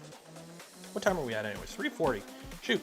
Okay. What do you guys want to do now?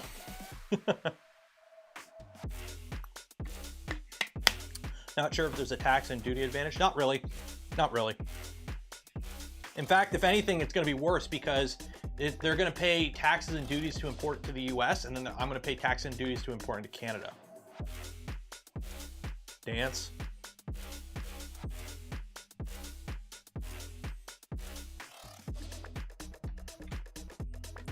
I can dance if I want to.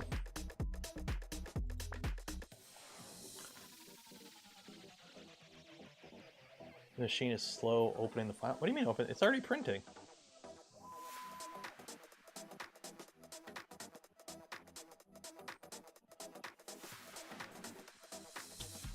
It will cool down if you don't do anything. Yeah, but you think it would, like, after you load Filament, it would be like...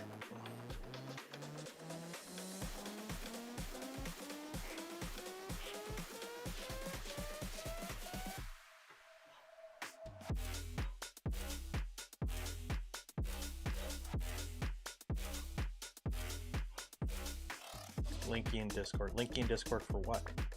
We're already at the printing part of printing and chilling.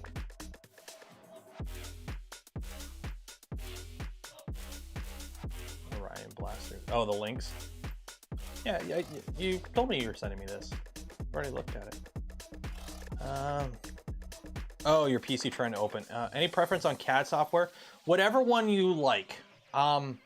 Personally, I'm more of a fan of actual full-featured CAD software like Fusion 360 versus some of the more entry-level stuff. I'm a big proponent of take a little bit of time at the beginning and learn something that'll give you a longer-term success. And I know stuff like Tinkercad is really good for beginners and whatnot, but I really don't like getting stuck in a workflow that has an end date, essentially.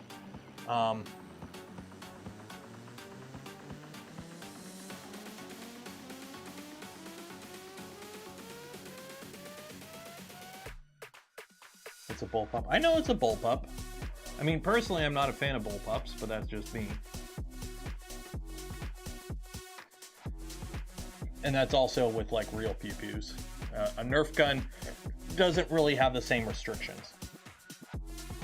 The G-code streaming working nicely. Unfortunately, I haven't been able to check it because the Wi-Fi connection, this machine is set up to connect to the Wi-Fi in my garage, which is unfortunately talking through the ground for this printer. So we're not getting a great connection to that, and I didn't bother to reset it up.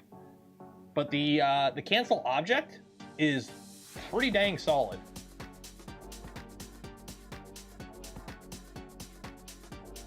So bullpups are very 2000s. I know bullpups are one of those things. It's like, it's great until you try to actually use one.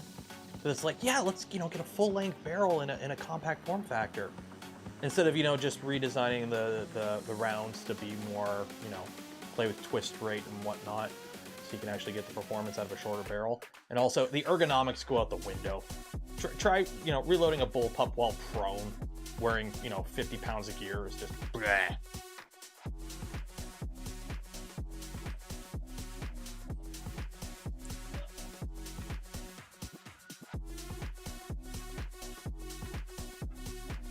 Electronic trigger would help come over soon. Trigger. What? Yeah, bullpups have crappy triggers because of the long linkage between the trigger and the actual firing mechanism. Electronic triggers are not something you would want on an actual why are we talking about this? But anyways, it's just something that can fail, and if it fails, it not good. You don't want to be reliant on batteries. Put it that way.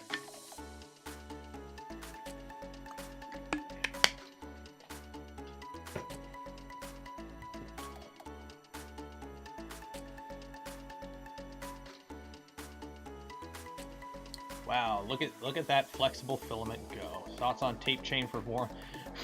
Oh, tap changer. I've talked about it. It looks cool. If it becomes an actual thing, maybe I'll look into it, but it's not the first time I've seen a multi-tool head variant of a Voron come about. I've never really seen any actual get legs, though. If it grows legs and actually becomes a solid thing, I'll look into it more. But for now, wait and see.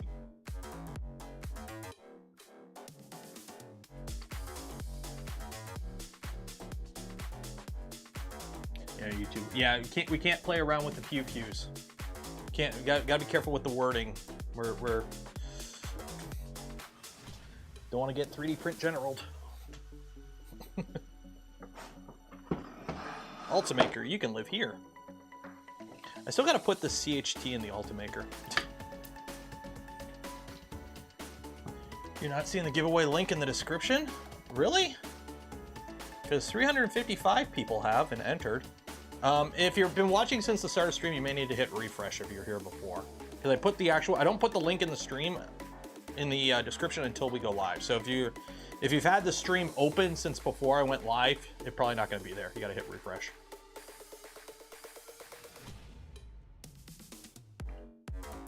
What do you do with all the printers you don't have space for? They live in the room of forgotten misfit printers, where they get coated in dust, and occasionally I use them as a drying rack. And then every now and then I throw them in a car and bring them somewhere and give them away. Like right now, the KLP1 is actually I'm using as a footrest. I actually got the KLP1 like right here, and I've got my dryer on it. I've got a spool of filament on it. That's what the KLP1's doing right now.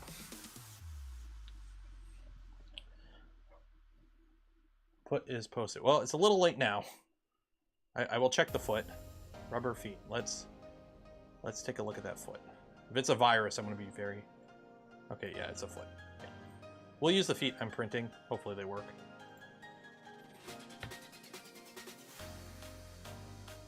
No room for the VZBot. Well, the VZBot will live in the garage. So that's good. Ooh. 4K Pro. Ooh. I don't need that. None of my cameras do 4K 60.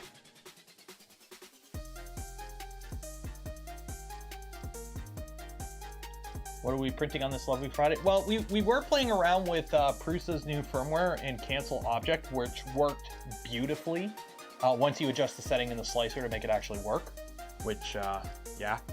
But then it actually works really good. The whole way Cancel Object works is just works really good.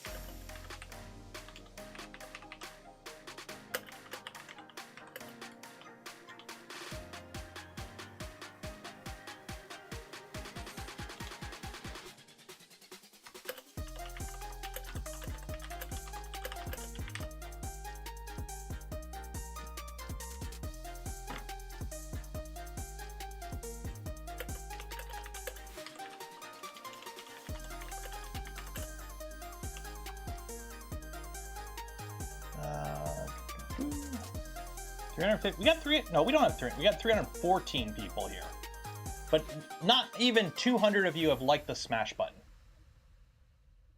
Do you want me to starve? What if you come into my house, you don't like my smash button? How do you expect me to feed my family without liking the smash button, eh? That's how we YouTubers eat.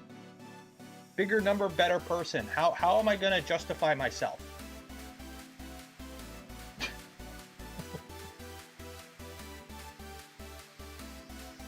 You know what's funny today? I actually got everything set up to stream, and then I realized it's Friday, and I need to be down here. So I actually went and set the green screen up upstairs, and it's like, oh wait, today's a printing stream, not a game stream. I was like, yeah, ready for some Baldur's Gate. Oh wait, no, it's a print stream today, not a game stream. It's a print stream. Pulls out the Cynthia. I'm closer to my safe right now than the Nerf blasters. Why not both? Maybe tomorrow. I don't know. Maybe tomorrow we'll do a double header. We'll do a early morning or late morning, early afternoon game stream, and then we'll do the. Because I don't know what we're doing tomorrow on stream. Tomorrow on stream we might be playing with. It might be an afternoon print and chill tomorrow. Because again, I still don't have the stuff for the. Tall boy. I reached out. I haven't heard anything back though about because we're waiting on a CAN bus kit basically. How does King Pew Pew go? Can you use your semi-auto? Yes. No. It sucks. It's getting really no fun. What games am I playing? On the Twitch stream, we're playing Baldur's Gate. I need to start playing Cyberpunk. Now that they've finished Cyberpunk, and it's actually in like a fully playable state with DLC and whatnot, I should probably replay that. But, yeah. Can I slap kit? No. Big Tree Tech. Yeah, tomorrow we'll do that. We'll put the CHT in the Ultimaker. We'll do that tomorrow. We'll do the final test of how far you can go on the Ultimaker tomorrow, and then we'll start putting Clipper on it. Really shiny. It's flexible filament. It's Polymaker TPU 95 flex filament in black.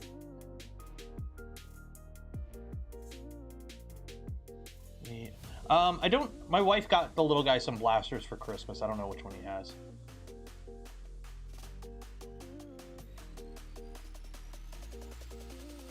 So,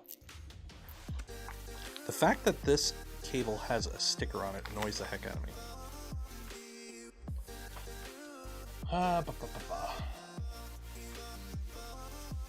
Go for it. Yeah, the problem is I can't use the ones that Pulo has sent me on the little guy because that would be child endangerment, unfortunately. Because 240 FPS kinda hit hard.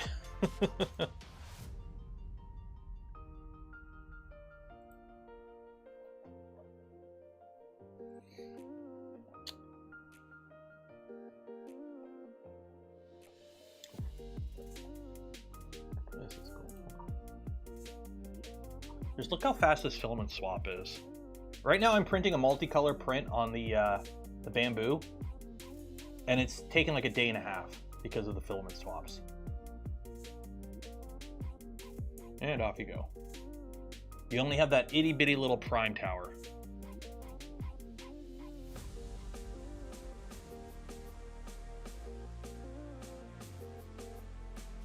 Oh, it's so clean. Oh, I want an XL. I don't need it. I don't need it. I don't need it. The MMU2 is fast. The AMS is slow. It's slow because of the way it is and the built-in buffer. Like, it has advantages. Like, don't get me wrong. The AMS on a bamboo is the most reliable multicolor setup I've ever used. Now, granted, I've only ever used that, a shitty IDEX and an ERCFA. But it is slow. But that's the downside. There is no perfect way to do multi-material. It's either slow, complicated, or expensive. You can pick two. So yeah, the tool changer is fast and more capability, but it's also the most expensive option.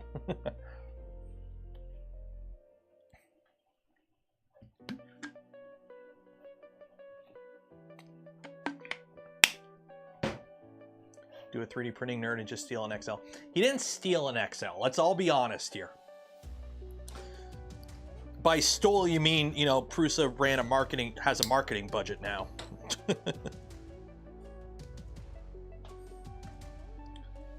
And I just closed the knife on my hand. Nice. Would there be a market for a Mark IV size Core XY with 3 tool heads? Probably not.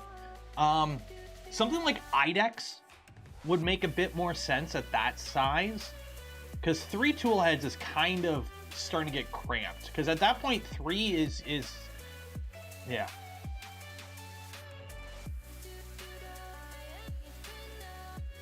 Like it's like how do I word this? It's at a certain size, it doesn't make sense to do multi. Like, I've seen there's the V0 2-headed version. Somebody has a 2-headed an IDEX version of a V0, the Double Dragon. Where the hell are you putting the purge tower? Like, the print bed's so small, you barely have room to purge.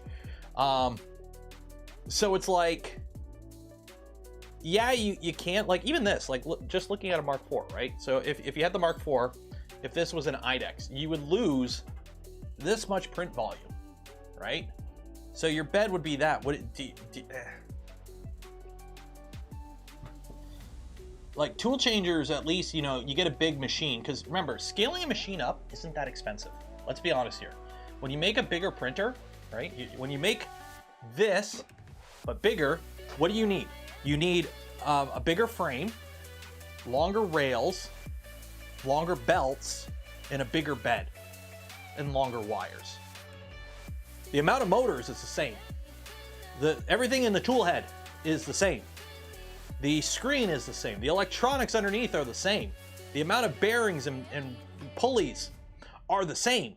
So scaling a printer up in size really isn't that expensive. It's just when you scale it up in size, you start to take performance hits and, you know, how fast you can run the machine. Belted systems like Core XY at large scale, you start to run into issues with like springiness and keeping belt tension. You do hit downsides to going big, but scaling a printer up isn't really that expensive, depending on the design of the printer. So, I mean, what is it? You can take what is it? A Prusa? Which one is it? Let me go grab it. Go run into the other room here. I know you're in here. I know you're in here.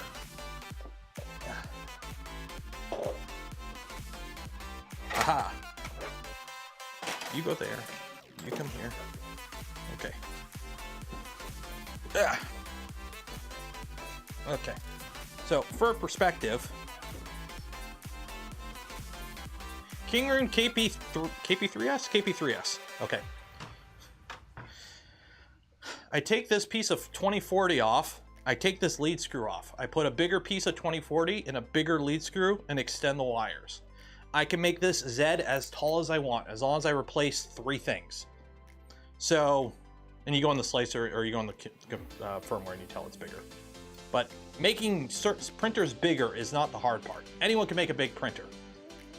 Except for bamboo, apparently. I know that'll get some people riled up. So yeah, making a printer bigger isn't hard.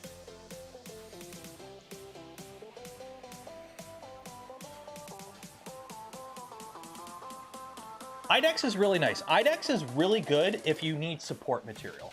If whatever you're going to be doing, if you plan on printing with like a support material or you need dual material, IDEX makes a lot of sense. Multicolor, how often do you need to print 2 colors? Like, usually it's more than 2.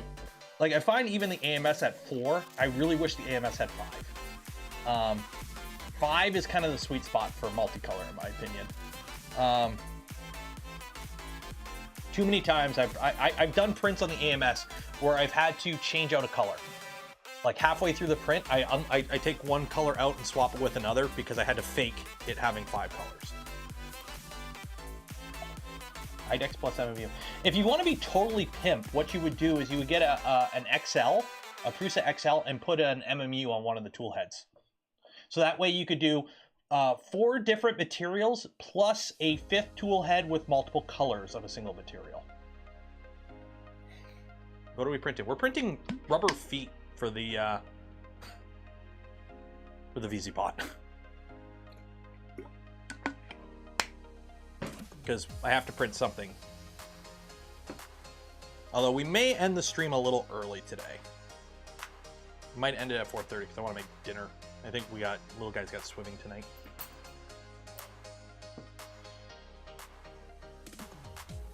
Is that even possible? Sure. All somebody has to do is just modify the firmware to support it, and then modify the slicer to support it. It's all open source. Anyone could do it.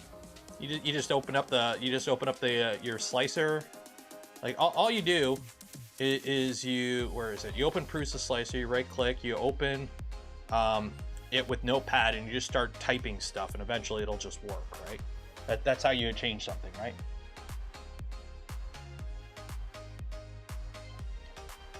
Have I printed the Mark Rober one? I have not. Can somebody link that in the Discord? I've seen a bunch of people printing it, but I've never actually looked for the file, so I don't know where the file's at for it.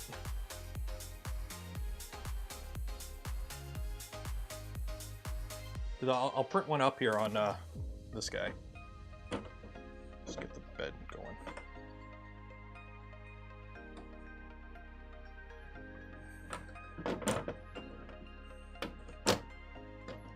Print one on the Voron back there.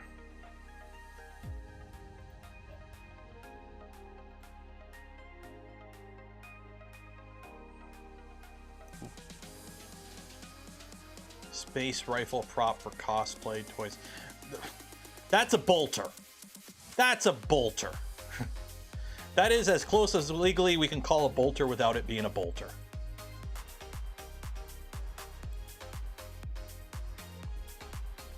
Yeah, that's a bolter. That is a bolter for your Spish Marine. Okay, does anyone have the Mark Rober one? I want to print that. I'll print it quick. There we go.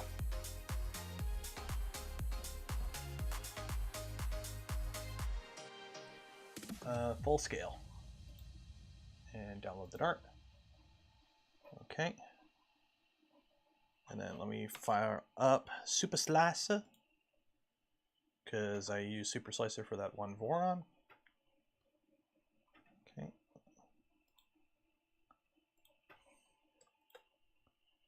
Open. Oh, that's actually a kind of a big print. Shoot.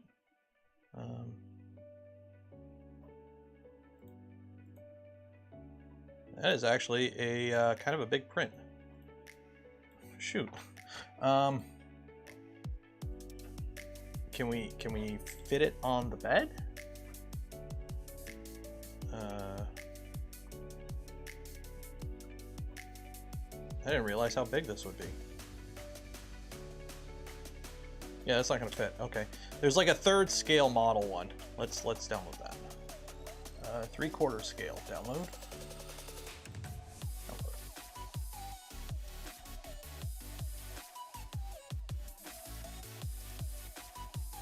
There we go. How's that dart supposed to print? Like that? Okay, well, I guess it's gonna print like... Really? Okay. Well, let's just print the blaster first. Slice now.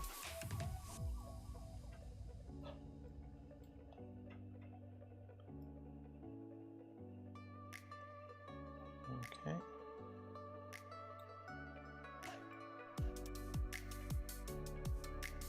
G-code. Save.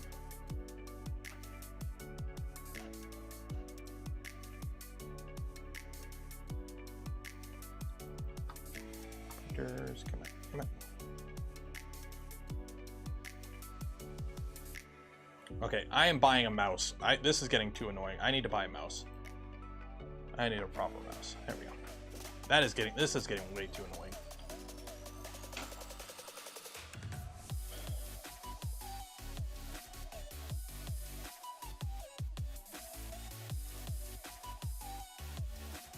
G502. That's what I use on my computer upstairs. The problem is I don't need a G502 down here. I think I'll get like, I've been waiting on a G305 to go on sale. I want wireless because I got enough wires on the desk here. But a wired G502 is my go-to for like my main computer. I like all the extra buttons.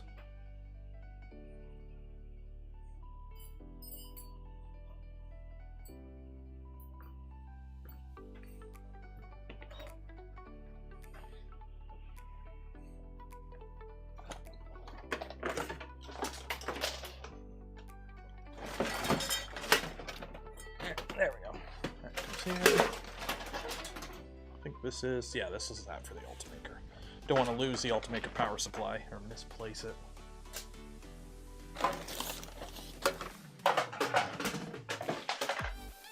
We're really gonna empty that garbage.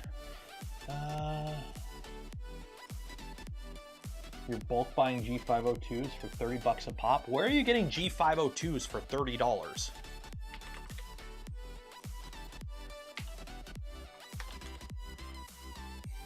They're like, actually, they're down to 63 bucks. I remember when these were like 100 plus Canadian.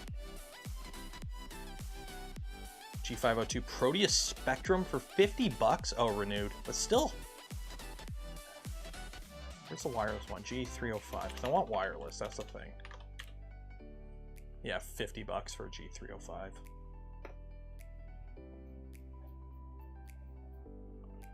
Trackball is a win in desk space.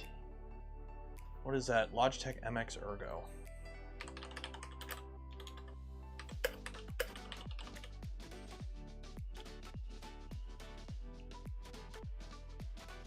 So it's got a ball on the side.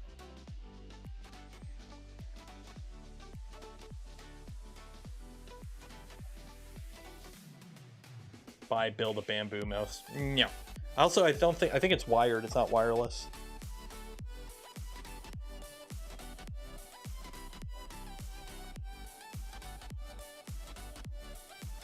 Yeah, some people don't like the G502s because they're heavy, but I really don't care. I don't find them that heavy, and I don't play Counter-Strike, so I like chonky mice.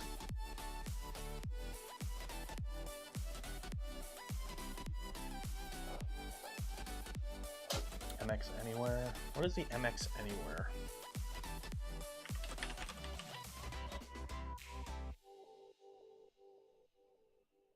And 2S, 3S, and 9,800 bucks. How are they 100 bucks?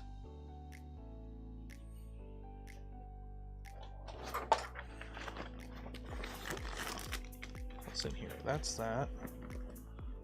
There's the laptop power supply. Okay, so I got all that there. MX Master 3. Honestly, I'm just going to go into Best Buy and whatever is on sale.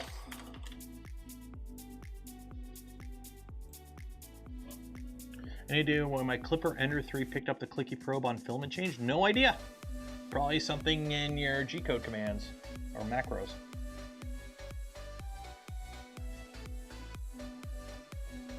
$38 USD for the G305 in my country. That sounds about right. They're about $50 Canadian.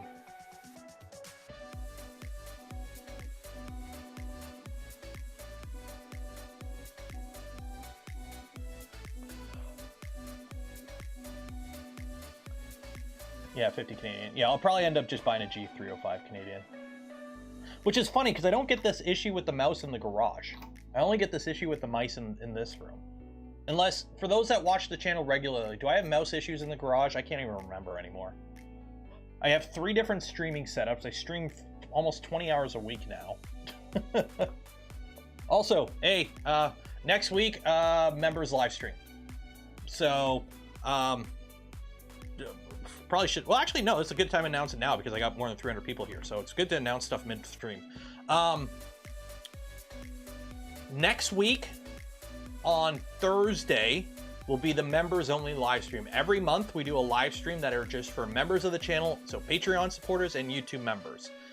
So if you're not a YouTube member or a Patreon supporter, hey, consider becoming one, help support the channel, content I create, things I do, or hey, you might luck out and someone might gift one before then. So that will be next Thursday. It will be 11 a.m. It'll be an early morning. All stream next week. We go back to early streams, so 11 a.m. for the weekday streams. And then also on Friday is the community contest. So every month we do a community contest on the Discord. So this month's challenge is costumes and cosplay stuff. Okay, so if you got cool shit like this, or you know, any 3D printed costume or cosplay thing, you know, even just the helmet or whatever, enter. Go join the Discord if you're not, and enter, because you have 1 week. Okay, and you can win only Benchy's merch, like a hat or a t-shirt, and a spool of Polymaker filament. So go enter for that. So that means next week there are, I'm gonna be streaming for 6 days in a row next week. Shit. Anyways.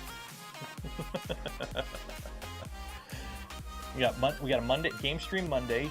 We got VZBot Tuesday, which it should print hopefully this time. Game stream Wednesday. Only Benchy's Yacht Club stream Thursday. Print and Chill Friday. Hopefully Tallboy Saturday. Gotta pay that mortgage. Well, so far this stream I'm in the negative. Might cover the internet bill. Screw it. I'll probably stream something Wednesday or Sunday just to say I've streamed every day. We'll see. That is a big blaster. Even at 30%, that is like, if this is the size of a blaster, right? Yeah. Also, I got to reprint the parts for this. We can finish the Blade Runner blaster. Got to reprint so much for that.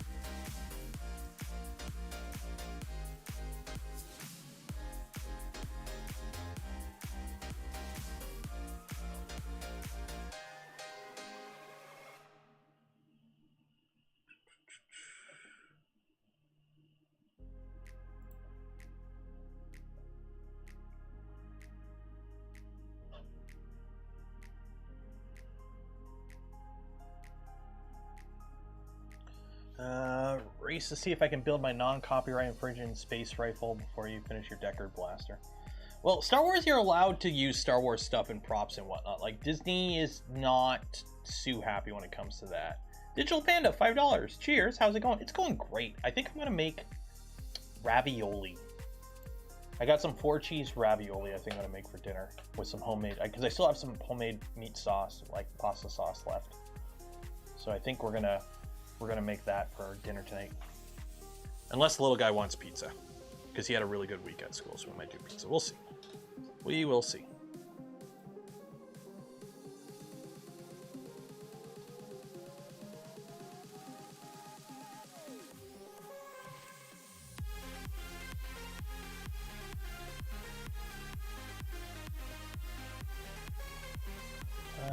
Piopoly managed to get me to pre-order, so have that. There you go. The Magneto X would not be on sale if it caused lots of RFI. The Magneto X is going to have the exact same. It's got an octopus in it with a orange Pi 0. That's its radio frequency interference thing. It basically is using all off-the-shelf electronics for the most part. Can the blaster be printed in ABS or PLA? It can be printed in whatever you want. I'm printing it in ABS because that's what I have loaded in the machine right now.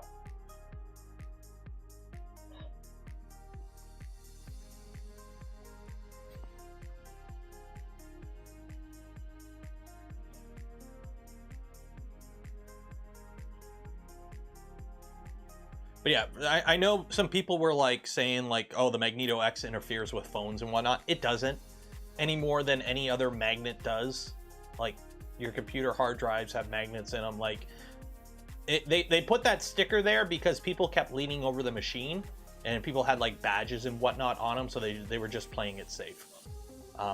They are rare earth magnets, but they have as much influence on everything like every other rare earth magnet. I mean, like, did I knock my magnets off? I mean, okay, cool. These have rare earth magnets in them. Like, they're just magnets. Like, these are rare earth magnets, and I'm holding them by. Ooh, no, there's a rare earth magnet holding on my wireless lav right now. So, yeah.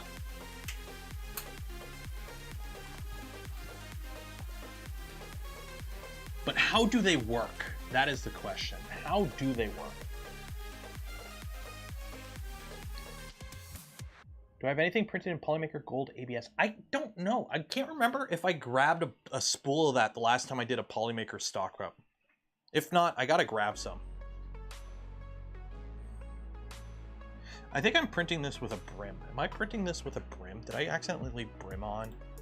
I did. Luckily the brim's only on the outside. Yeah, we're okay.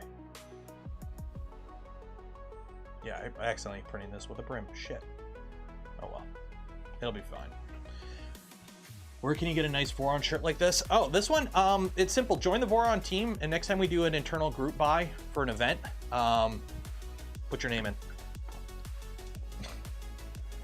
Any Voron merch you see is somebody did it for, like, I think these were from Rocky Mountain. I can't remember.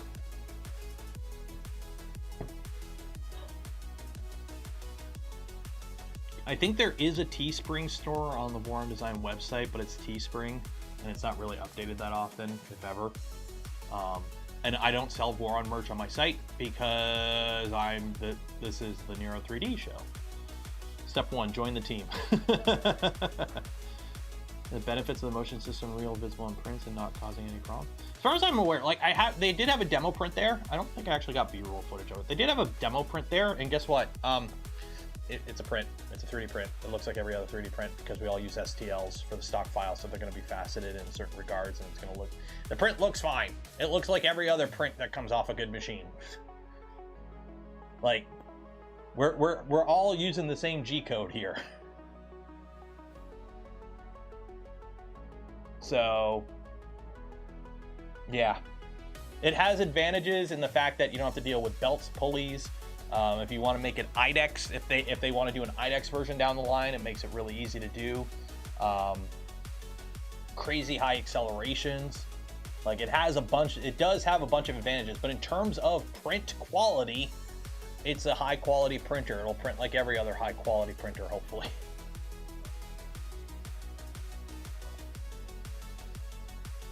Spec rep firmware. Oh yeah. The Wi-Fi at that place sucked. And me not being American means I don't have an American cell phone plan, so I'm on whatever random service like my phone hops to when I'm in the States. There was dead spots all over that venue because it's just a college. It's just college Wi-Fi. They had like 2 or 3 access points that everyone was connected to. So.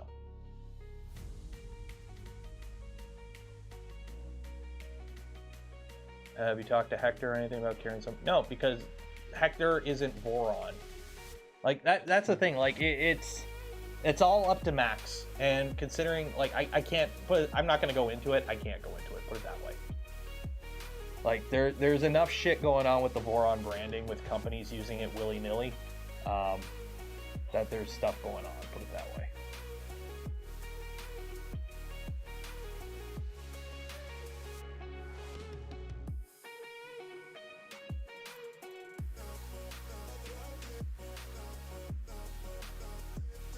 Will you build another Nerf blaster? Yes, Apulu's already sending me stuff apparently.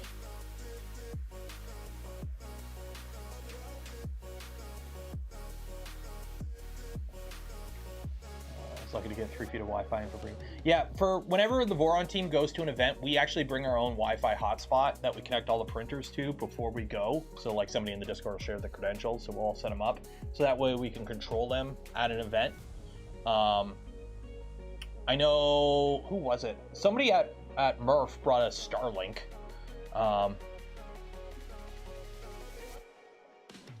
So yeah. Although apparently the Wi-Fi, I have been told that the Wi-Fi at Smurf should be pretty good. So we'll see how that goes.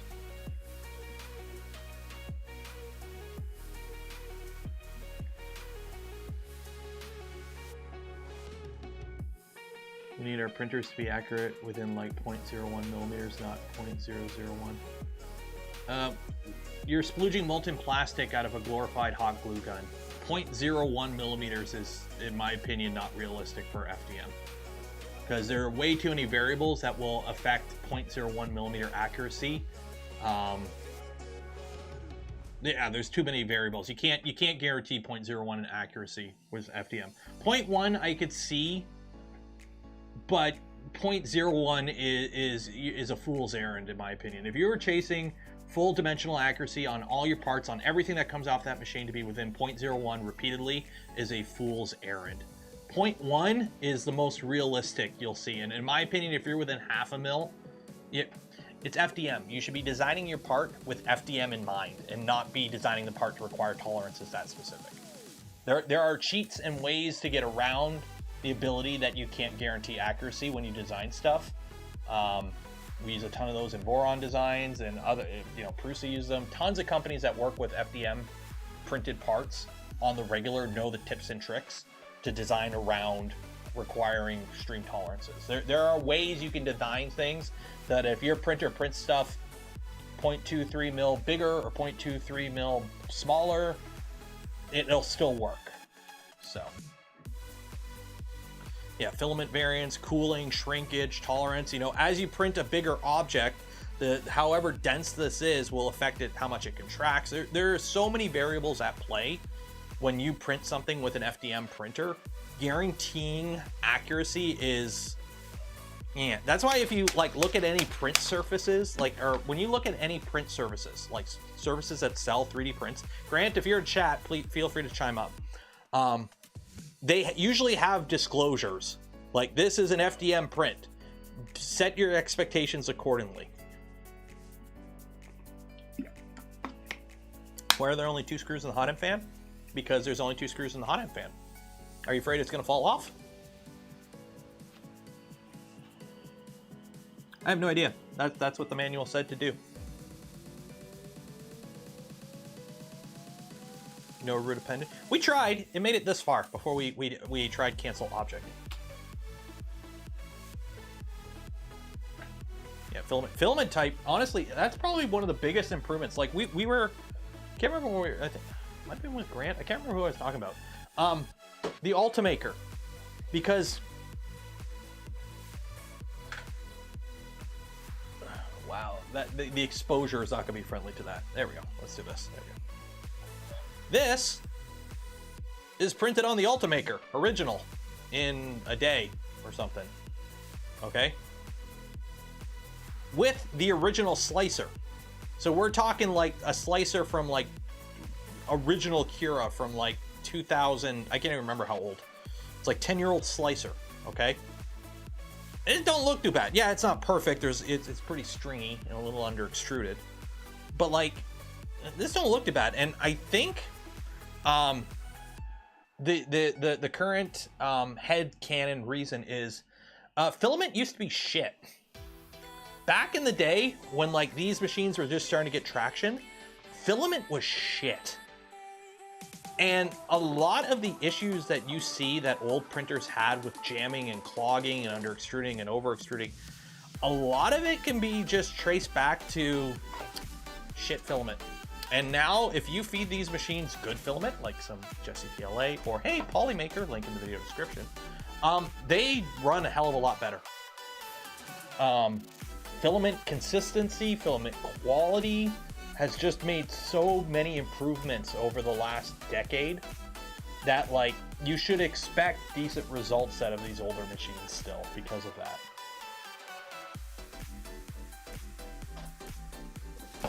Oh yeah, I still have set pretty slow first layer. Oh well.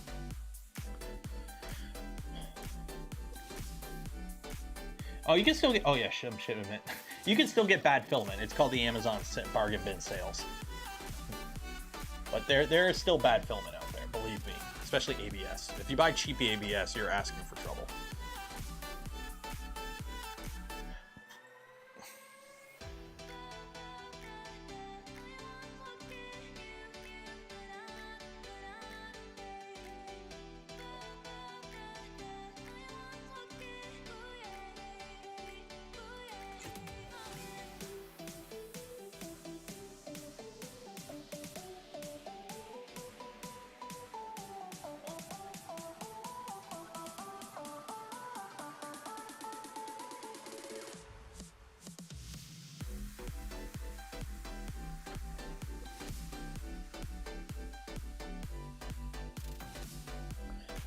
eSun ABS. Yeah, eSun ABS Plus used to be very good.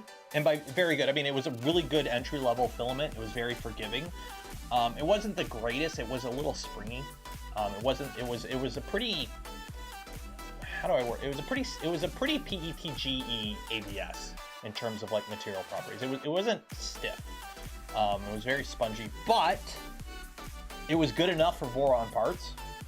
And it was very forgiving to print for people that have never printed ABS. But the problem is they changed the formula a couple of years ago and it's like shit now. So don't bother with eSun ABS Plus anymore.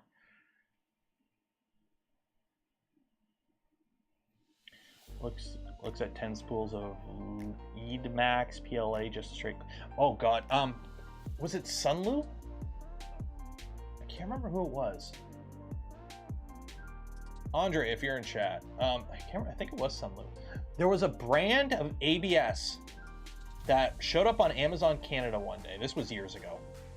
Me and a few other people on the Voron team bought them, and it printed really good. In fact, I don't have the Dragon anymore. Shit. The big 3-foot Dragon, the Alduin Dragon that I printed that had like the 3-foot wingspan, that was all in that ABS. And it printed great, and it was dirt cheap. It was like $15 a roll Canadian. It was great. So we bought it all, and then they ran out of stock. Then they restocked it. No, it wasn't Hash. I think it was Sunlu. I might still have a spool of it somewhere. I might have thrown it all out. Then they restocked it. The price went up a little bit, and me and a bunch of people just bought a ton of it. I bought like 5 spools. Well, the problem is the stuff they restocked it with was like contaminated. So you would get like a hard clog. We're talking like a nozzle jam of like, you threw the nozzle out. Like it was that bad because there was like stuff in the filament. And it would cause like a hard jam every now and then. And it was just, you couldn't risk it at that point. And I junked like spools of it. What do I think? The mountain. Hi, is this your first day here? What do I think about bamboo? A lot. It comes up often. I mean, without bamboo, what would me and Grant do for content?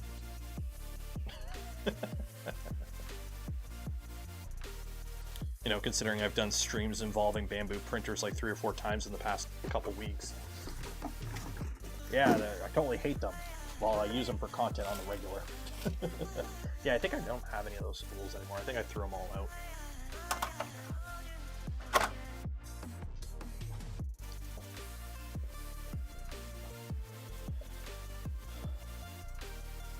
Hatchbox. Yeah, Hatchbox is okay.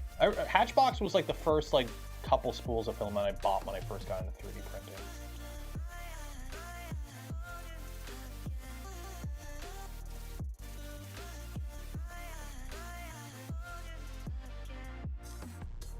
Polymaker. Yeah, Polymaker makes good stuff. Like, they don't make everything. There's still stuff I go to other brands for, but for the majority of my filament nowadays, it's pretty much all Polymaker that I stock up on.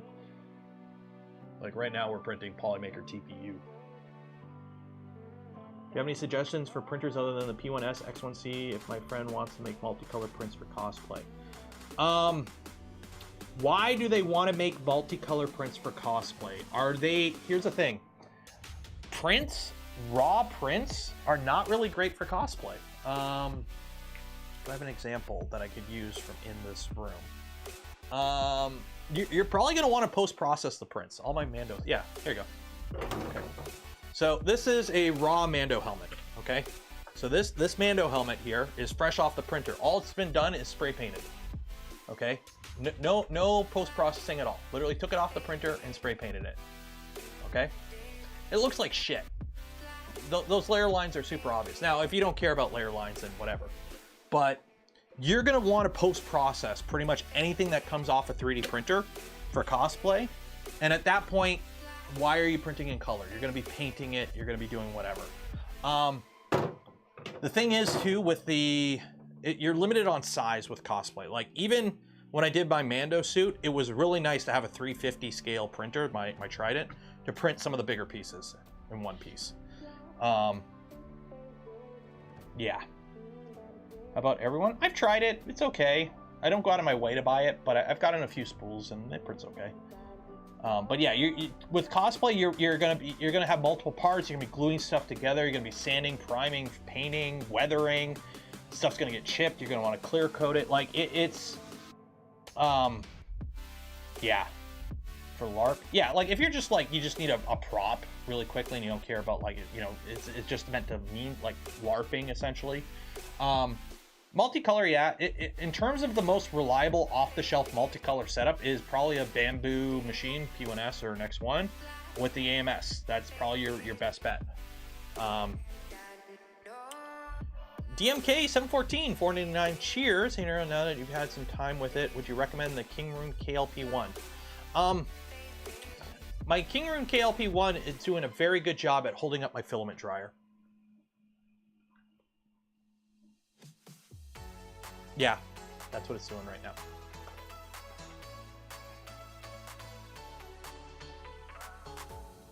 Unless you got 5K for the XL. The XL is the cosplayer's dream printer because you get the 2-headed version, you print ABS, and you print a dissolvable material. Unfortunately, they don't have an enclosure for it. Why the hell does Prusa not have an enclosure for this thing yet? Just get one of the guys on the engineering team and just tell them to make an enclosure for it and figure it out. How do you not have an enclosure for that machine? What the hell? That machine is asking for an enclosure and there's no enclosure for it. Seriously, what the hell? Like that blows my mind how there's no official enclosure for that machine yet. Like, nah. But anyways, yeah, ABS with a dissolvable support material, that machine's a cosplayer's dream.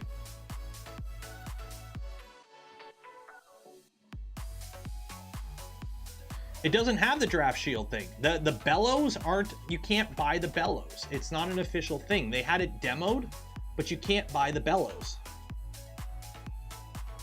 In my opinion, the bellows aren't really needed. You just put side panels on it, put a door and a top hat. Like, you don't need to be that fancy. But the fact that the XL does not have an enclosure annoys the ever-loving hell out of me. Like, I know the XL is not the easiest printer to enclose because it's got the, let me pull it up here. So the Prusa XL is a pretty big printer. This thing's big, but also this. So you need to basically extend the frame up all the way past these guys, right, to enclose it. There's a lot of volume you're enclosing here. The sides are easy. The sides, you just slap a panel on it, call it a day, right? And then the same with the door, right? You just put a door on it. But you need a top hat. But the fact that there's no enclosure for this. Like, look at this. Like, the frame of the XL is as tall as this. And then you have another foot on top that you need room for the cables and whatnot. Because remember, it's a Core XY. So, you know, when it's here, it's this much. But you need this much to go all the way out here. So it's got to, you got to have all that room. So yeah, the fact that this doesn't have the option for an enclosure irks the hell out of me. Like, what the heck? Why do you print so slow? Both through and the back seem relatively moderate speed. Why is that? Why not capable of faster speed? The W. Take an L. This is TPU, which is flexible filament. And that's running a first layer on a machine that I have tuned for reliability, which means my first layer runs hot and slow because I'd rather the prints finish every time when I fill this up with a plate of parts. Also, I screwed up and I sliced it with a skirt, so it's printing even more. So yeah, flexible filament and a printer tuned for reliability.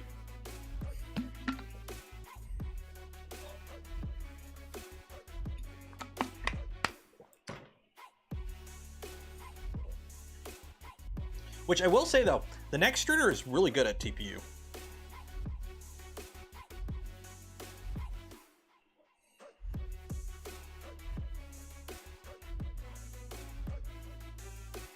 Ooh.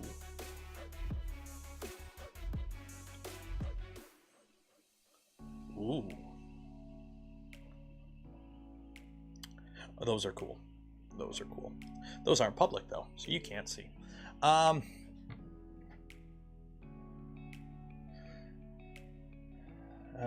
Skip the XL for the price point. Every day the closure is a must. I mean, some people can print. Yeah, if you notice, Prusa's been kind of pushing more towards like nylons and polycarbs and whatnot, which do benefit from an enclosure, and pet G's and whatnot. But like, yeah, why no hat, Joe? Why no hat? Galileo 2, we built one. The Galileo 2 is in Tallboy. We haven't got it functional yet because we're waiting on some stuff for our CAN bus tool headboard. But I really like the assembly of the Galileo 2. It went together really nice and I like the way it is. We just haven't got it printed yet. So everything up until printing. How fast does it print TPU? Is there a millimeter per second? I don't know. It's whatever the default settings are for generic flex in the slicer. I mean, load up Prusa slicer, load up generic flex, and see what the speeds are. I don't know. What is freaking speeds and feeds? I don't even know. There you go. There's your speeds and feeds.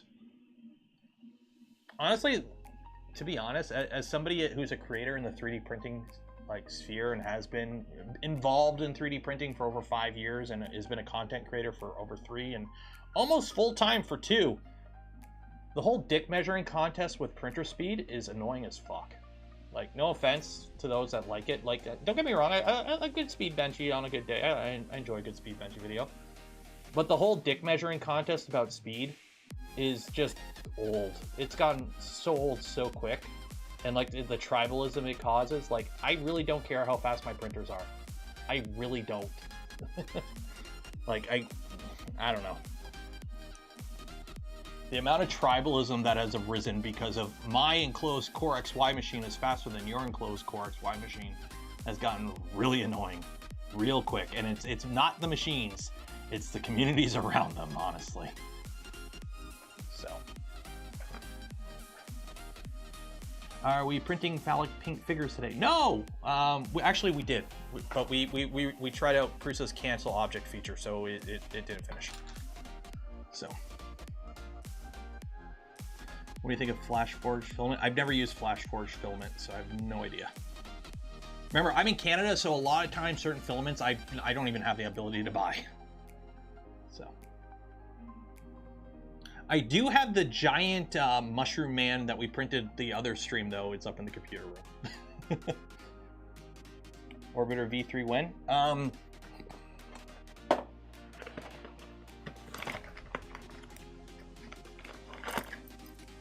Now! I just need to put it on a printer.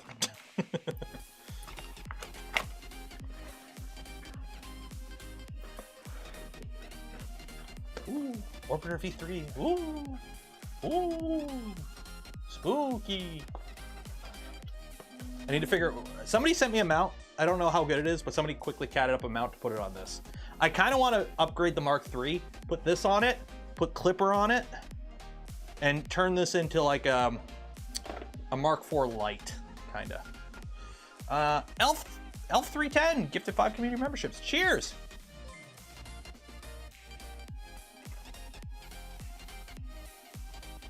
Hope all is well. All is well, Martin. I will be in the UK in a month and a half. Holy shit. Okay, we're October 20th. I've got like a little over a month to get ready for Smurf. Shit. Do I need to buy a ticket? I don't think I need to buy a ticket. I shouldn't need to have to get it. Do I need to get a ticket? I mean, I'm on the list. Look at me. I got the Hollywood Square spot. I got to share it with Tom now, though, because they added more people. Steve's going. Who do we got going in? We got Joel. We got Sam. Matt. Who's Matt? I feel like I know this guy. Okay. Oh, he's a go-kart guy. Okay. Derek, 20 cheers. Appreciate it. On the whole fast printer tribalism talking among my friends. We settled that we want project speed fast enough that doesn't make us wait and slow enough. The quality is always there. Mark IV instance fits the bill. Yeah, that's the thing. Like, we're printing TPU right now. You can only print this stuff so fast. Silk filaments, you can only print it so fast. Like, I'd rather a printer finish every time than every 20-hour print take 19 hours. If every 20-hour print took 19 hours and 1 in every 20 prints fails, I view that as worse than a printer where every 20-hour print takes 20 hours, but it finishes every time. Like I like this is the speed I run my printer at, because this machine I can literally tell it to start a full plate of ABS parts and leave. Like I'll hit print start and leave for the day, and I come home and it's just chooching away because I've spent 5 years getting this machine to the point where I just know it works. I could make it run faster, but then I risk, you know, stuff may not work. I'd rather it always work. So, but that's up to you. Tune your machine and run the machines the way you want them. James, I know James. That's Matt. Why do we go to Matt? Zach Freeman. Why does it keep opening up? Sam? Why does it keep opening up this guy's YouTube page? What about me? Does it open up me? No, it's like bugged. Control F5. I broke it. Okay. James? No, it keeps opening Matt. Okay, whatever. Okay, anyways. Zach Freeman, met him. Adam Vector. We've talked. I've never met him, so that'd be cool. Alan Katz. I think I have him on Twitter. Me. John. I've met John. Great guy. Same with Alan. Same with Grant. Same with Courtney. Tom. I met Tom last year at Earth for like a little bit. Wexter. Fotis. These guys are awesome. Pattern to print. Who is Pattern to print?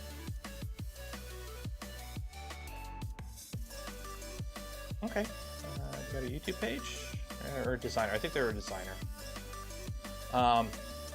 3D Prints Bunny, Steve, and the next layer. This is gonna be cool. This is gonna be a good one. We got Voron up here with the platinum sponsors. Yeah. Tom Salamander. Yep. Tom Sandalader.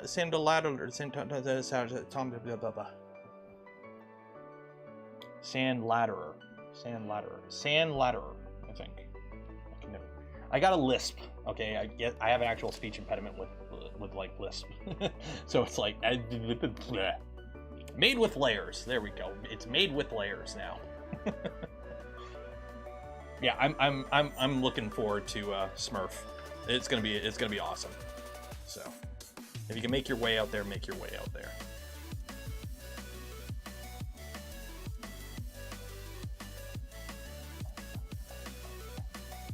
Thomas-san. Wouldn't that be Japanese then? How long have I been printing now? Like, are you talking this specific print or me in general? Because this print we're like 36% in. We're just printing some TPU feet. If you're talking in general, since late 2017. Too bad I can't take. I know it's kind of a shitty time. Like what is it? Formnext is coming up soon, and believe me, I really wish I was going to Formnext, but I can't. Yeah. Which is my favorite printer at the moment and why Voron? Well, I'm on the Voron team, so I'm biased as hell towards Vorons. I love, every now and then I get a comment from somebody who accuses me of having a Voron bias, and I'm like, really?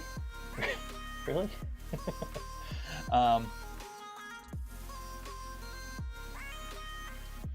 Bamboo A1 firmware changelog added support for model objects being skipped from Bamboo. Handy. Cool. Now make your P1P and P1S do it. I really don't like how, for how small of an ecosystem they have, how fractured it is. Like, the fact that Prusa can do what they're doing with the XL on the Mini. Like, yeah, the Mini gets input shaper now. Sure, why not?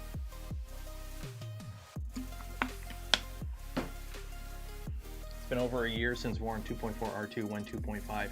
Do we need a 2.5? What needs to be in a 2.5? Like, the 2.4 R2 is like the 6th or 7th big revision to the V2 series. Like, you gotta remember, the V2 series goes all the way back to V2.0. Everything has been an improvement. Like, well, you can argue that, but everything has been at least an upgrade in some way. So it's been 2.0, which went through revisions before it got finalized. And then you had the 2.1, the 2.2, 2.3, which never got released, then 2.4, R1, and then R2. So there's been a lot of revisions to the V2 series. Like, it's easier if you refer to them. Like, I know everyone refers to it as their current model, so it's like, oh, I built a V2.4, I built a V2.4 R2. It's a V2. It's the 0.4 update and the second revision of the 0.4 update, but it's a V2. So the V2 has been around for 5+ years at this point, and it's had a ton of updates. You can only update something before it kind of, you know, it's done. Like, it's pretty feature complete. It does everything it needs to. There's updates to the tool head every now and then, right? Galileo 2 and whatnot, but you'll probably never see, you won't be seeing a 2.5 until there's anything really drastic, because, like, okay, cool, we can change the updates of the XY joints, or maybe, you know, fiddle some stuff in the tool head, but that's like more a revision update. Like, it's all revision updates. The actual, like, stock base model is pretty much done. Like, think about it, nothing in here is similar with 2.2, right? 2.2 to 2.4, you pretty much had to reprint everything. Everything was new. Same with V2 to 2.1 and 2.1 to 2.2. Everything was a throw everything out. You can reuse some of the hardware, but all the printed parts were junk. I don't see a 2.4 going through a revision like that anytime soon, where we take everything and throw it out and start over. Yeah. What was wrong with 2.3? Everything. So the way the Voron series was kind of designed, the V2 series was designed, 2.1 was based on 2.0. So you took a 2.0 and you changed stuff and you got 2.1. You take a 2.1, you change stuff, you got a 2.2. 2.3 was based on 2.2. And we kind of sat down, the team sat down and went, we're going the wrong way. So what ended up happening was the entire design, cheers for becoming a member, James. The entire design was pretty much scrapped And then we took everything that was, and by we, I mean the royal we, the team. I can't cat it myself out of a cardboard box, so I was just kind of watching and providing, you know, feedback.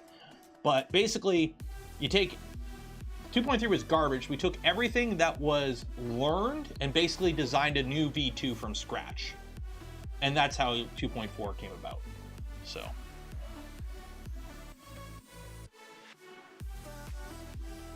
What are my thoughts on the WP Dax Voron Trident 6? This is the first time I'm hearing about it, so I have no clue. So yeah, so the 2.4 is basically, it's completely designed from scratch. It wasn't based on the previous revisions of the V2, but it was designed with everything we've learned about the previous versions of the V2 in mind. Yeah. Some slicers call the Trident a 1.8. That's because there is a 1.8. Trident is an upgraded. Trident would technically be a V1.9, but we didn't. We dropped that naming scheme, and that's also the reason there's no V1.7. 1.7 and 2.3 were the same, and they were both scrapped. And 1.8, and then V2 got released, and then 1.8 became Trident. Because if you look at a V1.8, it's basically almost the same gantry as a V2.4, but upside down because of the way the Z was. With Trident, we were able to flip the gantry back over, so now the gantries on the Trident and the V2 are the same. But we dropped the V1 name because it confused people, because, you know, people assumed V1, even though it was newer, was older and out of date, and it's like, no, they're you got to think of it like BMW names, right? Like you have the M3, the M4, right? It's the V in Voron. Like this printer right here isn't a Voron version 2. The V in V2 stands for Voron, so it's actually a Voron 2. It's like an ATM machine. When you go to the ATM machine, you go to the automated teller machine. This is a Voron 2. Makes sense. That's a Voron 0. So the V in Voron isn't version. It stands for Voron.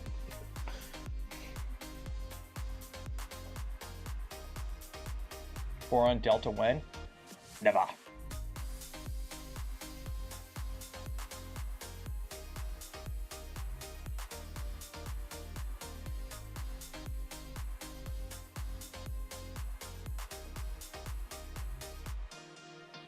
You can actually reverse the Trident gantry to be. You can, but why would you at that point?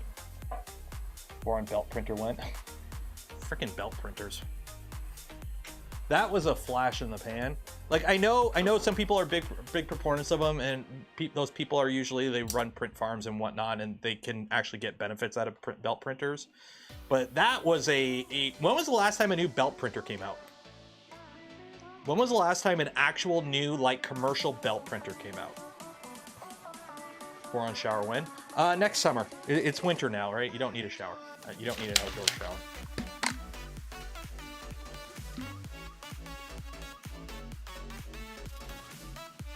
Hey, I managed to finish fill the time slot. We got 10 minutes left on the stream.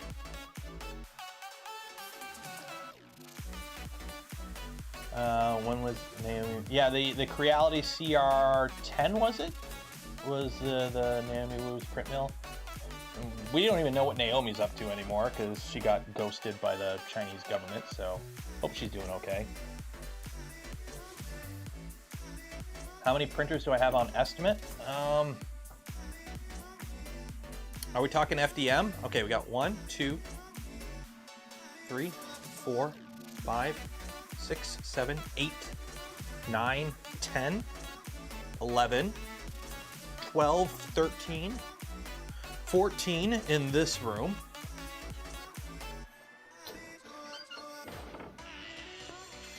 15, 16, 17, 18, 19, 20, 21, 22, 23, 24, 25. And then in the garage, 26, 27, 28, 29, 30, 31, 32, 33, 34? I think we got 34 printers right now, FDM. And then we got 3 resin and 1 CNC.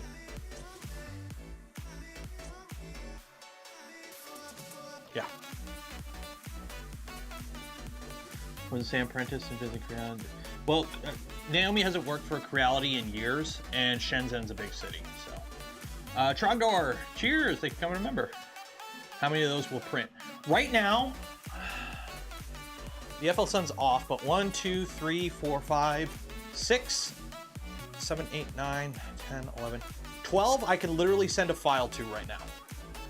12 of them, okay, well, not that one and not that one because they're actually turned off. Same with the Ultimaker. But 12, I can literally just turn on and upload a file. Yeah.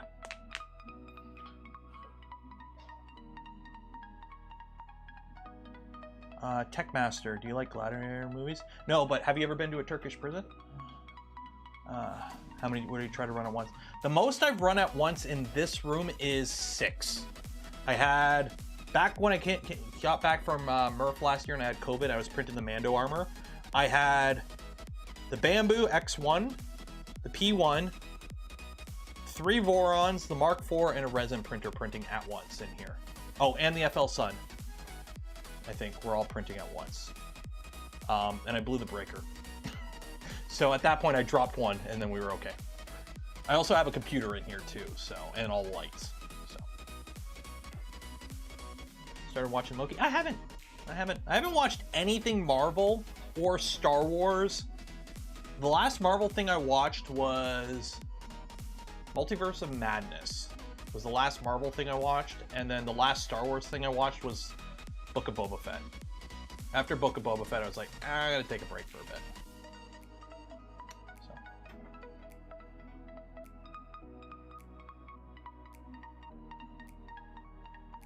That's some water drop. Yeah, well, it's, you know, all these have mains beds for the most part, so.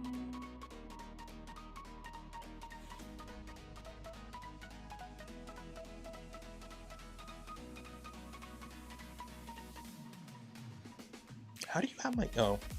I keep forgetting, every time I go to these like trade shows, like Rapid, you get a badge and it's tied to your email and companies scan it, so you get added to their mailing list. So every now and then I get like an email from like Velo 3D or some other like way above my pay grade company, and it's like, why are you sending me, oh, okay. Baldur's Gate 3 question, did you find Withers as a follower? Withers isn't a follower. He's, well, kinda. He hangs out at your camp though, and he's like there from the very beginning of the game. He's in the first dungeon you went into. So yes, I've always had Withers. You should always have Withers because he's awesome. You need him. I actually don't even know how the game plays out if you don't pick him up. Have I seen the tool changer? I've seen pictures of it. I've never really looked into it too much.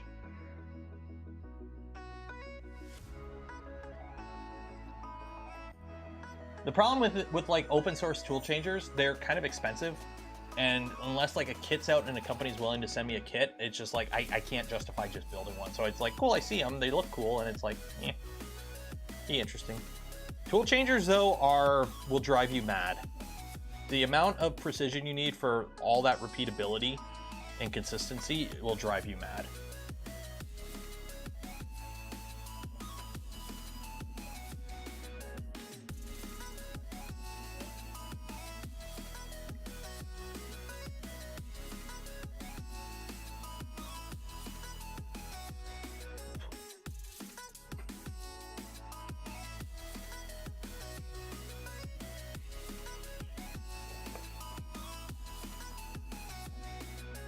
What are these round things I'm printing? They're feet. The kit for the VZBot didn't come with feet, so we're printing some TPU feet for it. And then also we're printing that Mark Rober single piece compliance blaster thing. So we're printing that right now. Would I recommend a FormBot 2.4? Personally, the only kit I feel confident recommending is the LDO kit. That is the only kit that I've built multiple of them in various forms, and they're the only kit I fully recommend. The FormBot kit, I've never, have I built a Foron? No, I haven't built a Foron. I built a Physek, and if they're anything alike, the issue with those kits is quality, is component quality. The Physek kit, for example, all my fans died. I ended up replacing all the fans on it. And I'm having some funky issues with the bed I gotta look into. But, yeah. Have I heard about the positron? Yes, I've done some videos on it on the channel. LDO is working on a kit. Whenever that kit's finalized, I will be building one. Simple as that. Same with the Annex K3, same with the Cocoa Press. That one I bought. I'm waiting on that to show up. Forum bot was fine. Yeah, apparently the forum bots are pretty good now. I think they even come with a wire harness now versus, you know, having to roll your own. Which, that was... the VZ bot build series, we're at part 10 already, and we still haven't got a print out of it. That has taken me back. That build series has taken me back to the good old days when, you know, remember when we spent like 3 streams of the build series was wiring? Oh man, I miss those days. So much easy content.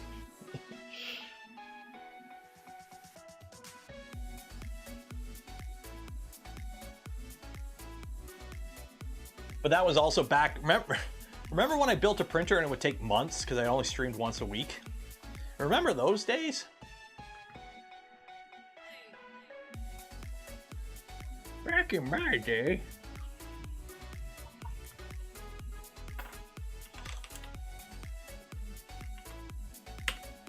And we had one printer going at a time. Long ago. Yeah, let's go do some, because we got like 2 minutes here. And also don't forget, tomorrow's video is now live, so if you're a YouTube member or Patreon supporter, you can watch tomorrow's video live. Okay, so what is my oldest video? So the oldest video on the channel is my guild killing Ragnaros 17 years ago. Some EVE Online stuff. Let's see, live stream. Oldest live stream. Oldest. V2.2 teardown and QA live stream. Oh my god. No mic, no headphones, just weird camera angle. This is the best quality. This was a C920 with onboard audio, I think. And I don't even know what I'm talking about. Back when we were in the other room. Oh my god. How long ago was this? How long? 3 years ago. May 2nd. May 2nd is when I started streaming. Good god. So it'll be 4 years of streaming May 2nd. Closest you'll see me without a beard. Yeah. Back then I would just, you know, oh, I had a goatee. Oh, this was COVID times. Yeah, I had to shave it into a goatee so I could wear a mask. It was like a weird, we had that rule at work for like a week before we got rid of it. So I had to shave it into like a goatee. Ooh, look at the dragon. Oh, you can't show that. That's prohibited. You can't show a dragon. Oh god. Back in my day. Okay. V2.4 versus Trident. Pencho, if you don't know which one to build a Trident. Simple as that. If you don't know which one to build between a V2 and a Trident, build a Trident. Simple as that. Now you may wonder why, and the reason is because under it all, they're the same printer. The V2, the bed moves, or the gantry moves, the Trident, the bed moves. The XY motion and the tool head of both machines is exactly the same. You'll get the same print quality out of both of those machines for the most part. And really, if you don't know the difference between the two, you're not really going to tell the difference between the two, honestly. And the Trident's a little bit of an easier build and a little bit cheaper. The only real thing I will say is if you are building a big one, the V2 scales better at larger sizes. So if you are building a 350, which I really only recommend if you really need 350, build a Trident. Or correction, build a V2. A V2 at 350 makes way more sense than a Trident at 350. I have a 350 Trident. It's freaking huge. At the smaller size, a 250, a Trident's better in my opinion. At 300, pick your poison. They're both the same. Somebody give me a number between 2 and 4. I don't want to count too high today. We counted too high the other day. Give me a number between 2 and 4. 3. I can work with that. 1, 2, 3. Round and round it goes. Where she stops, the computers know. They know everything. And the winner will get an email from me after the stream ends. So congratulations to... I screwed up the timing. Dang it. Martin. Congratulations, Martin. You have won yourself a spool of Polymaker filament. And after the stream ends, I will send you an email with information on how to collect your filament. So congratulations. Woo! Golf claps in chat. Everyone golf clap for Martin. So we're gonna call it there. Once these finish, well, those I won't, nobody cares about feet, but when this finishes printing, I'll play with that. So yeah, so we're gonna call it there. I don't know what exactly we're doing tomorrow night on stream. We might just play around with the Ultimaker and a CHT nozzle and just see how fast we can print. Why not? Which hot end is built to my Voron? Which one? This one's got a Revo. This one's actually got a Revo Obsidian in it. Tallboy has a Rapido. The Trident has an XG. Most of the smaller ones have Revos. Except for that one, because I stole the Revo out of it. Yeah, personally, I'm a big fan of Revos. If you're building a printer right now, Revo's kind of my go-to recommendation for a hot end because they just work. And I really like the form factor in the package and the nozzle changing. It's so good, I put one in my bamboo. So we're gonna call it there. I'm gonna go make some din. What about the switch wires? Still cool? It's okay. I haven't used mine in a while. It's okay. I think I stole the Raspberry Pi out of it, actually. Shit. But we're gonna call it there because I'm gonna go make some dinner because it's Friday. So for those that donate to the channel, gifted memberships to others, or became members of the channel, I thank you. I would not be able to do the things I do, create the content I create without your continued support. You make it all possible. Shout out to Polymaker for the spool of filament we gave away this stream and every stream. Link for them and more in the video description. Affiliate links don't cost you anything extra, go a long way in supporting the channel. And then don't forget, next week is the members only live stream on Thursday. So if you are a Patreon subscriber or a YouTube member, pay attention for that. And then also Friday is the community challenge live stream. So we'll be judging the results there. So if you haven't entered, join the Discord, link in the description, and enter for your chance to win some Only Benchies merch and Polymaker filament. All you gotta do is print something cosplay or costumey or a prop and enter. It's really easy. So we're gonna call it there. Enjoy your weekend, be safe out there, wash your hands. I will see you tomorrow night. Goodbye.